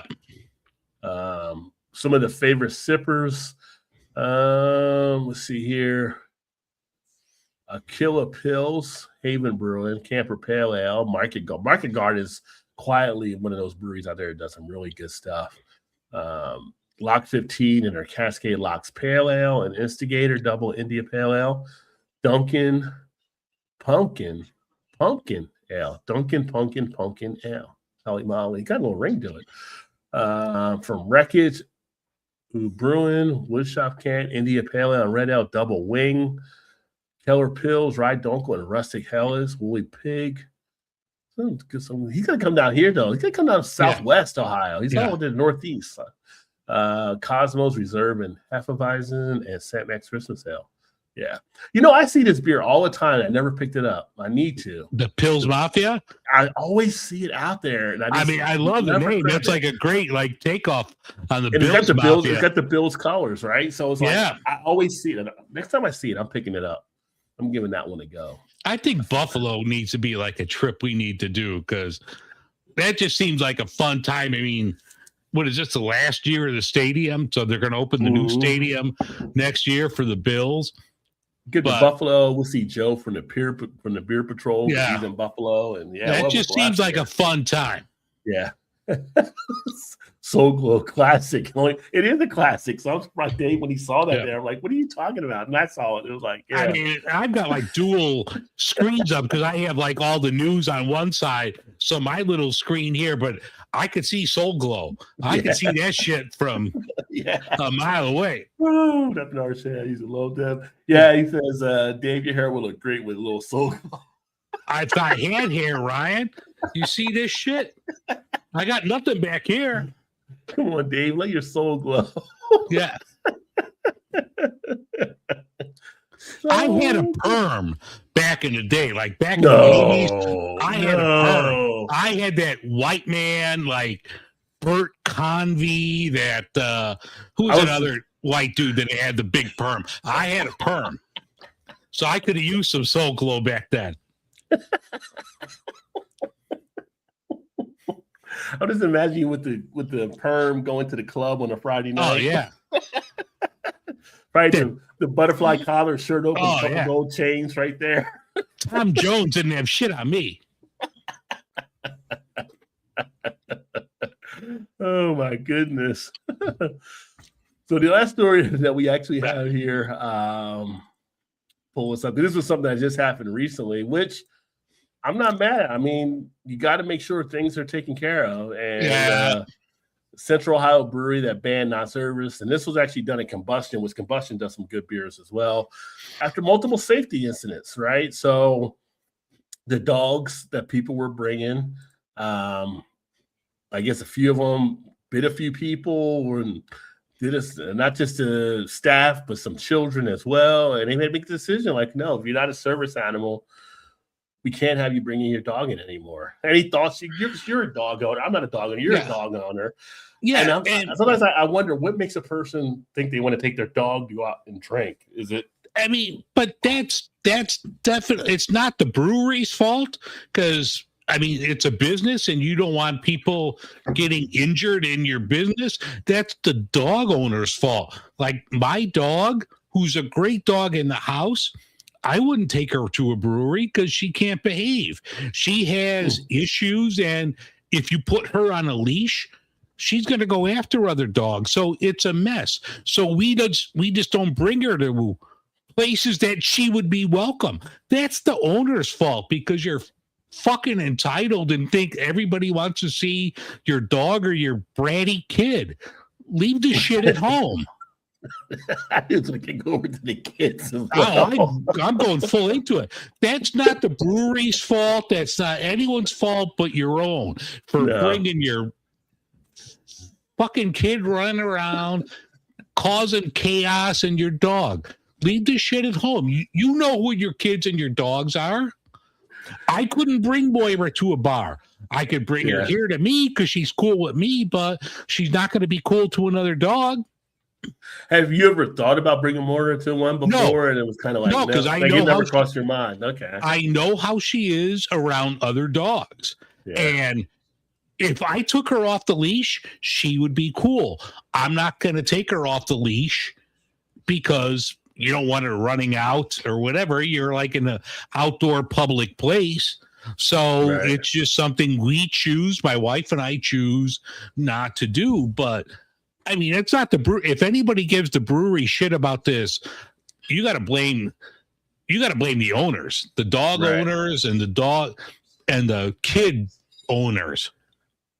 Yeah. I don't have any kids, so I can call them owners. They're yours. No, looking at this here, like the quote on here, as a dog owner, I wish workplaces did this. One user wrote, "People have no control over their animals, and they keep bringing them more and more places. It's insane. Hey, that's what you're hitting on right there and stuff." And it's kind of I love seeing other dogs at like breweries, and like my wife and I are like almost like shedding a tear. Like we wish we could bring Moira there, but she just can't behave. So we're not going to do it. But like when you see well-behaved dogs, it's like fun. Like it just like brings the energy and the stress level down. You see like a cool dog. There's nothing better than that. But you don't want to be sitting there with like your wife or whomever you're out with and just seeing some dog run amok and barking and all that. Who needs that shit? Yeah, true. Well, the article itself also drew that contrast there as well. Like it mentions here, Eastside Brewing, which one we talked about before, where they banned children in this tap room after 7, because of widespread attention and some criticism. But they were like damaging some stuff there too, I believe. Yeah. But there's like it said, makes mention here some that allow visitors. They said like Brewdog or Seventh Son, Land Grant, Hoof Hearted. But yeah, I mean, if it's something where it's damaging and it's causing issues, they're biting. Yeah. You know, your worker safety, your public safety. I got no problem with them actually doing it. I think, you know, I just don't understand, and maybe because I don't have a dog from a non-dog owner perspective, why people feel the need to take their pets with them when they leave the house. Oh yeah, I mean, I don't know why that. I don't know. I mean, I see it. I see people going into Kroger sometimes. They have a dog with. Yeah. I'm like, what is the need? It's like, is there something that's not secure that you feel you have to bring your dog with you? Like, why do you have to do that? Like when I was a kid growing up, like your dog stayed at home, dog stayed in the backyard, wherever. You didn't take your dog anywhere like it is nowadays. Yeah. And I'm a dog owner. Like, you know, Ruby and I, when it's time to go out, we go out. Here's a stick. We'll see you in a couple hours, you know? Yeah. Right. And it would be different if we knew she didn't have behavioral issues. It might be different, but we know from the minute we adopted her, all right, this is going to be some work. And so we, as owners, you know, she's our baby. I don't even want to say it. She's an owner. The dog is my child, but I'm not going to subject her because it's a lot of stress on the dog and it's stress on everybody else. Who needs that shit? I would not put a brewery or anybody else through that nonsense. Right. Well, it's like, thank you, Dave. The summer I started to notice a problem with dogs and breweries in my own friend circle. Not Todd and Shannon. I don't think Todd and Shannon, they don't take their dog out that I'm familiar with. I don't believe they take their dogs anywhere. But it's just kind of crazy just seeing some of the stuff. And like I said, I've seen dogs out of stuff and a lot of dogs that have been just fine there. So I've never seen where there was an issue where a dog went after people or something like that. But you think about it. So if you take a dog out, and here's the thing, the dog and you get the kids in the brewery, right? Well, when you're like a little kid and you see a dog, most of the kids, 95% of them want to go pet that dog. Or that puppy, puppy, right? And they start grabbing at it, and like you get a dog that's kind of not used to being in that position, or if it's a rescue dog, maybe there's some stuff in the dog's mind from back in the day, and kids go at it. Like we say, like don't grab a dog's tail. Like kids will grab a dog, like. It's just like you're putting two things together. You just hope they don't explode, but you really don't know if it's going to happen or not. And it's like, why put yourself in that position? The easiest way to avoid it happening is not to have either. Yeah, just don't have either there. And it's kind of like, and it's, you know, I sit there sometimes when I'm at a brewery, and I see some of the parents and they come in with their kids, just to kind of watch. That's just how it happens, right? You're there with your beer, you're taking in the view, you're just kind of observing, and it's just like the parents are walking around drinking all that stuff, and you see the kids start to wander, and you're like, wonder if this parent's going to notice this kid's wandering away from him. Yeah. And they don't. And it's like, then there's like, Johnny, Kevin. And then they're trying to chase down the kid. And it's just like, and I've seen some parents that were good parents. They saw the kid walk up and they follow behind, or they go get the kid, or say, no, don't do that. Don't do this, whatever. They bring the kid back. But kids are just going to be kids. Dogs are just going to be dogs. They're going to just do what they're doing, right? So it's always up to the parent or the owner to have control of that situation. Yeah. And if you don't, you can't come. You can't do it. Like, so then leave your dog at home, or you stay home and just, hang it home with the dog. Well, I haven't heard of them getting anybody like sending any hate emails or something like that. Like, we did the story about the kids at 7. Some people were like, "Oh, you don't like kids," blah blah blah. We're like, no, it's a safety factor. Plus, kids are breaking shit. They're breaking stuff all the time. So you got glass, you got liquor. Yeah, and it's like Ryan. Like if Ryan's still here, like he knows how Sam Adams is. I was down there. We were down there at Sam Adams when they had a few things over the last couple of months, and I was watching kids out there just like almost tossing the cornhole bags out in the street and stuff, just out there like with one mom trying to watch like 2 or 3 kids. And it's kind of like, now what if your patrons came and they wanted to play corn? They can't play because these kids are running around doing stuff. Because you got who do you want to kids satisfy? throwing shit out. Yeah. Right. So it's like, I would rather have the patrons that are spending the dollars being able to have access to whatever they want access to than one parent or 2 parents bringing their kids that are just not doing anything and taking up space. But that's just me. That's just me. So. Put the kids on a leash. Let the dogs run free. I haven't seen a kid on a leash since the airport. I know you've seen it times at the airport. I haven't seen it a lot lately, but and I was off this week. Thank God I've been on vacation. I just heard today they have like a bunch of delays taking place with the storms. New York got hit. Yeah. But then that would go through the other airports though too, right? Because their flights are now offsetting everything else. So Well, I saw that earlier, so I pulled up the portal for the company I work with. Like, we didn't cancel a lot out of O'Hare, so it must have all been like yesterday. But like, sucks to be them. I'm on vacation this week. Yeah, good week to be on vacation for sure. Yeah. Tomorrow will be a crazy day as everybody tries to get back to go to work on Monday, I guess. But that sucks to be them. Me, I go to the airport bar, call the office. I might not get back. So just so you know. I never seen anybody bring the kids to Sam Adams. Water Monsters, though, takes the family-friendly thing a bit too far. No, actually, right. I've seen kids at Sam Adams, but outside of Sam Adams in Cincinnati, they have like now they brought them in because of the cold, but they have the cornhole kids up out there. And I've seen kids out there running around throwing the bags and stuff. And when I went there for Utopia's weekend, people had kids, actually. When I went there Saturday, I'm like, you got Utopias here. People are coming down for the anniversary thing. And you literally had some people come in and had like a baby with them. And it's like, well, who's sampling the Utopia and who's babysitting? I know both of you ain't sampling Utopia if you got to take care of this baby around here, right? Oh, yeah. Yeah, so it's... that kid's having a good time breastfeeding. I went there. Give me some of that good juice. Yeah. But I've seen kids there. I haven't been to Wanderer Monsters yet. I need to get over to Wanderer Monsters. And there's some breweries that do good being kid friendly. I think at like Mad Tree, they have kids out there. And there's like stuff that's usually fine that I've seen. But it's kind of like if you're going to a brewery, let's say you're going to a brewery and they don't serve food. Why would you bring a kid there? Yeah. For one, right? Like I don't know if many of them do that. I mean, they might have a food truck or something like that, but it's just like a kid is going to be like want to have fun stuff to do. So it's kind of like, what's the kid going to actually do? Is just sit around doing adults. And then do you want to subject your kid to potential conversations or language and stuff like that you might not feel appropriate? Because I get at a brewery, especially if you got a bunch of guys at a brewery, we come in after a softball game or something like that and everything, we're probably saying all kinds of shit we wouldn't say in front of our mom.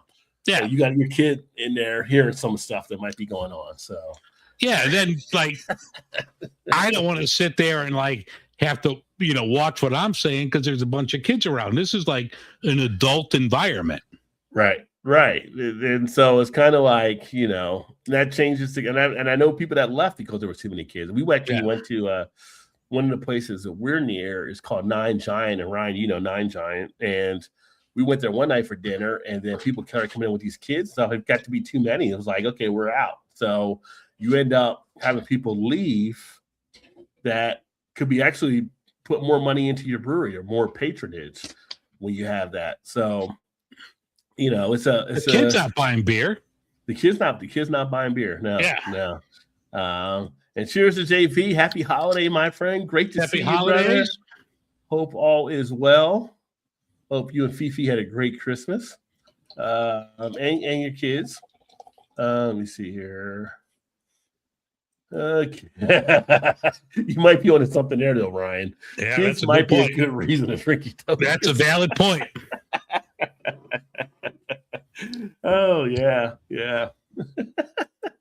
Mad Trees location. Some Park does a good job providing kid-friendly spaces, both inside and out. Yeah, some breweries have done a good job of encompassing it and welcoming kids to actually fit that scenario, right? So kudos to them because they're taking on that responsibility. I don't know if they're going to be enjoying it as much, but they are welcoming that. And Ryan said, go 9 Giant next week, actually. Oh, okay. Hey, if you want to try to connect, let me know. I'm actually 5 minutes from 9 Giant. So, and actually, I just found out 9 Giant has the Fermentorium, which is on the other side of 9 Giant, which has their other beers that they don't really have, I think, kids in that one, but some of their higher ABV type stuff, which is next to the ice cream shop. So I have to head over there at some point anyway to check them out. What you just crack open? I just did another Sierra Nevada. This Pass? the IP. Yeah, the Trail Pass IPA. That one's solid. Okay. No funny faces out of that. No weird dank smell coming off of that one, huh? Yeah. But no, it's it's interesting. I saved that story for the last one because I feel like going into the next year, we'll still be talking about kids and dogs and breweries. Oh yeah. Yeah. Yeah, the Fermentory is great. Some great experimental stuff. We'll be boosting both next. Okay. Visiting, not boosting. Because you taking stuff out when you come in, like boosting in New Jersey means something different, Yeah. That's like some Goodfellas talk right there. Yeah.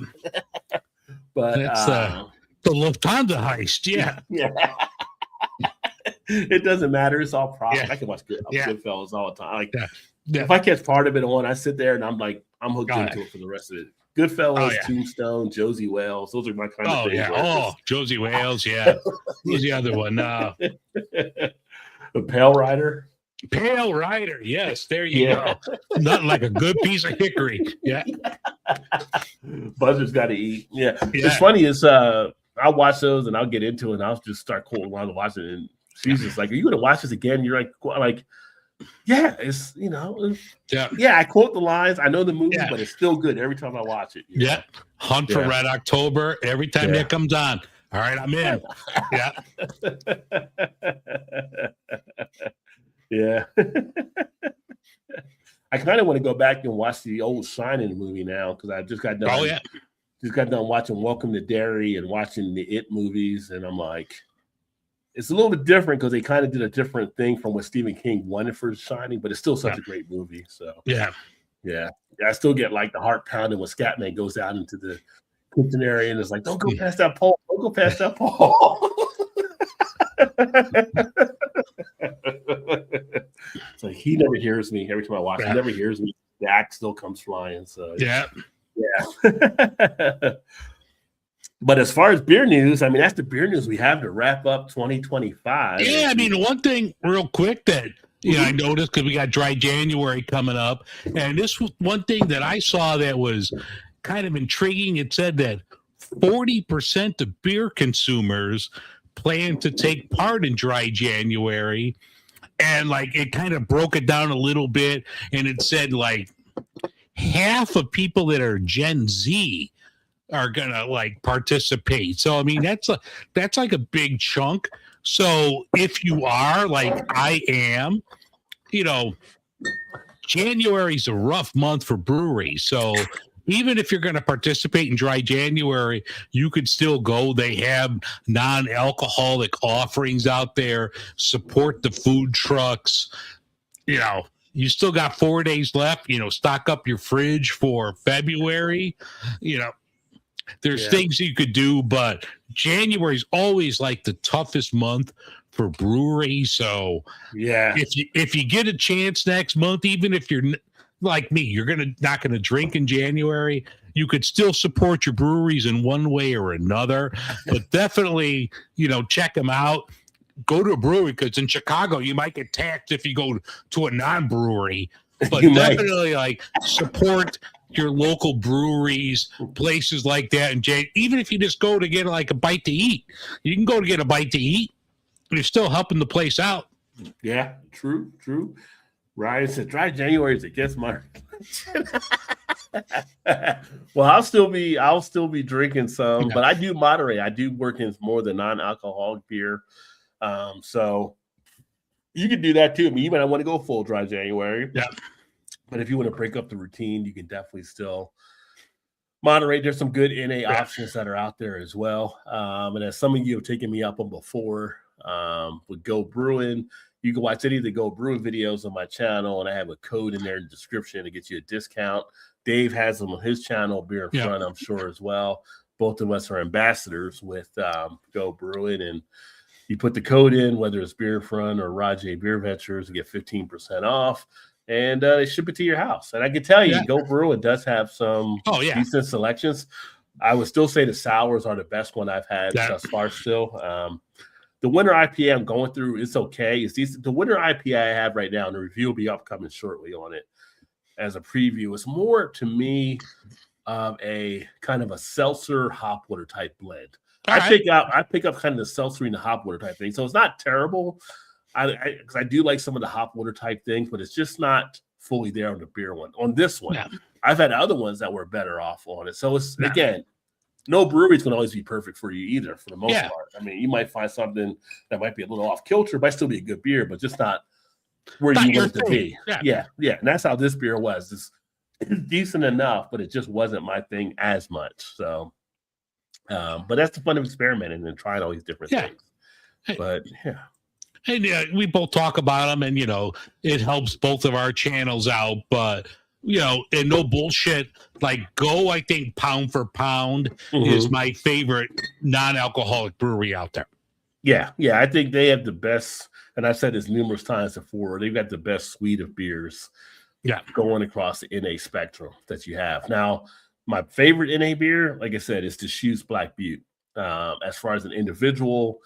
But as far as a collective, really, you got Athletic against Go. I'd take Go any day of the week and Price on Sunday. So 10 of time. Absolutely. Yeah. So I think they have some of the best. I haven't done the Bureau. I know I've been seeing a lot of stuff about that as well. I had one, and it wasn't great. But it's not to say it was bad. It was better than O'Doul's or Sharps, but it wasn't my thing. I think there are better NA options out there if that's the road you want to choose. Like this one right here from Sierra Nevada, Trail Pass IPA, solid. I would drink this all the time. It's a great beer. Yeah, that, like I said, that earlier I said, like the Sam Adams, Just the Haze, supposed to be pretty good as well. I haven't tried that one yet, but people have told me that have done it and have really liked that one. So, I experiment. You got to moderate. You can't be all heavy on the beer, right? You got to make sure your body keeps that balance. Make sure you're getting your steps in. Make sure you're like Hulk Hogan here. Make sure you're what do you used to say? Vitamins, take your vitamins. Yeah. And, make sure you're doing all the other stuff you need to do to keep in balance. But but I'm going to hit it hard in the next 4 days before January 1st. I'm going to ride that hog high. No, definitely. And so that's what we got for the beer news. Anything else you want to mention on here? Anything you got upcoming? No, I'm going to talk to the guy from the Brewers Association, hopefully in about a week and a half. So I'll have that out on the show. Even though I'm doing dry January, I have a ton of videos and a ton of beers recorded that's in the can. So it's just going to be the regular content that's coming out. I'll sprinkle in some NA stuff along the way, but it's just going to be regular thing on my channel. Okay. And Ryan said, I heard great things about Ryan Guys. Not a call offering the Ghost, I think Ghost Pills, I believe. I haven't tried them yet either, But Ryan Geist, I'm actually interested. I need to try to connect with them to get them on because they also had came out with the THC option. All right. So I wonder how they're being affected with this whole thing. Oh yeah, Ohio, definitely, yeah. Yeah. But on my end, more stuff being lined up coming up here shortly. Actually, in a talk with one of the malt houses. So for all you that like homebrew, hopefully have them on, kind of talk about what they're doing in the homebrewing type thing, but also been wanting to get more ingredient focused type things. So I'm going to try to get some more top people on here in 2026. But we're going to go with the malt thing. Also, I mentioned earlier, Julie from Kick Fizz. We're talking about getting her on. We'll talk about her THC out in Colorado, what they're doing on the drinks there. And a couple other things I'm lining up. Also, you'll be seeing some other stuff I'll be sharing out there that I won't make it a fully known as of yet, but I basically going to be a contributor writer, it looks like next year for one of the industry magazines. So I'll be sharing stuff on that as well. And then a few other things that are taking place. So not that I had enough stuff to do before, but apparently I'm taking on more stuff now to get more beer things actually happen now for you guys. So stay tuned for all of that. And a shout out, good night to you as well, Ryan. Great to have you on. And we got to get you on here with Cincy Brew Dad. So we'll get something set up to get you guys on as well and talk about what you're doing here in Cincinnati. But stay tuned. 2026 should be more promising stuff to bring to the channel. And I can't believe I'll be going into my 11th year next year. Well, these go to 11. Yeah. Turn it to 11. Yeah. Little spinal tap for all you millennials out there. I'm just saying. Don't know what it is? Ask your mom or dad. Yeah. All right. We'll sign off here. Well, I'm going to drink a little beer after hours. I don't know if you got to hang out or you're going to leave. Yeah, I'm going to visit another room for a minute, but I'll be right back in 2 minutes. But Happy New Year, everybody. Have a great year. 2026. And remember, be safe out there. Don't drive if you don't have to drive. Yeah. Obviously, if you're going to drink, get Uber, get Lyft. I was actually trying to find for my Facebook page earlier, but I don't think I still have it. But last year, they gave me a code to put out there for people that might need it. If I find it, I'll put that on the Facebook page or Instagram or something like that. But be safe out there. There's already craziness that we're seeing from Christmas weekend of people driving, doing stupid stuff. So not worth it. Not worth it. And if you don't be that person. Yeah. Don't be that person. Yeah. If you don't crash and you get a DUI, it'll be even that much more that you got to, flip your life over. So don't do it. Just don't. Yeah. So that being said, we are out of here.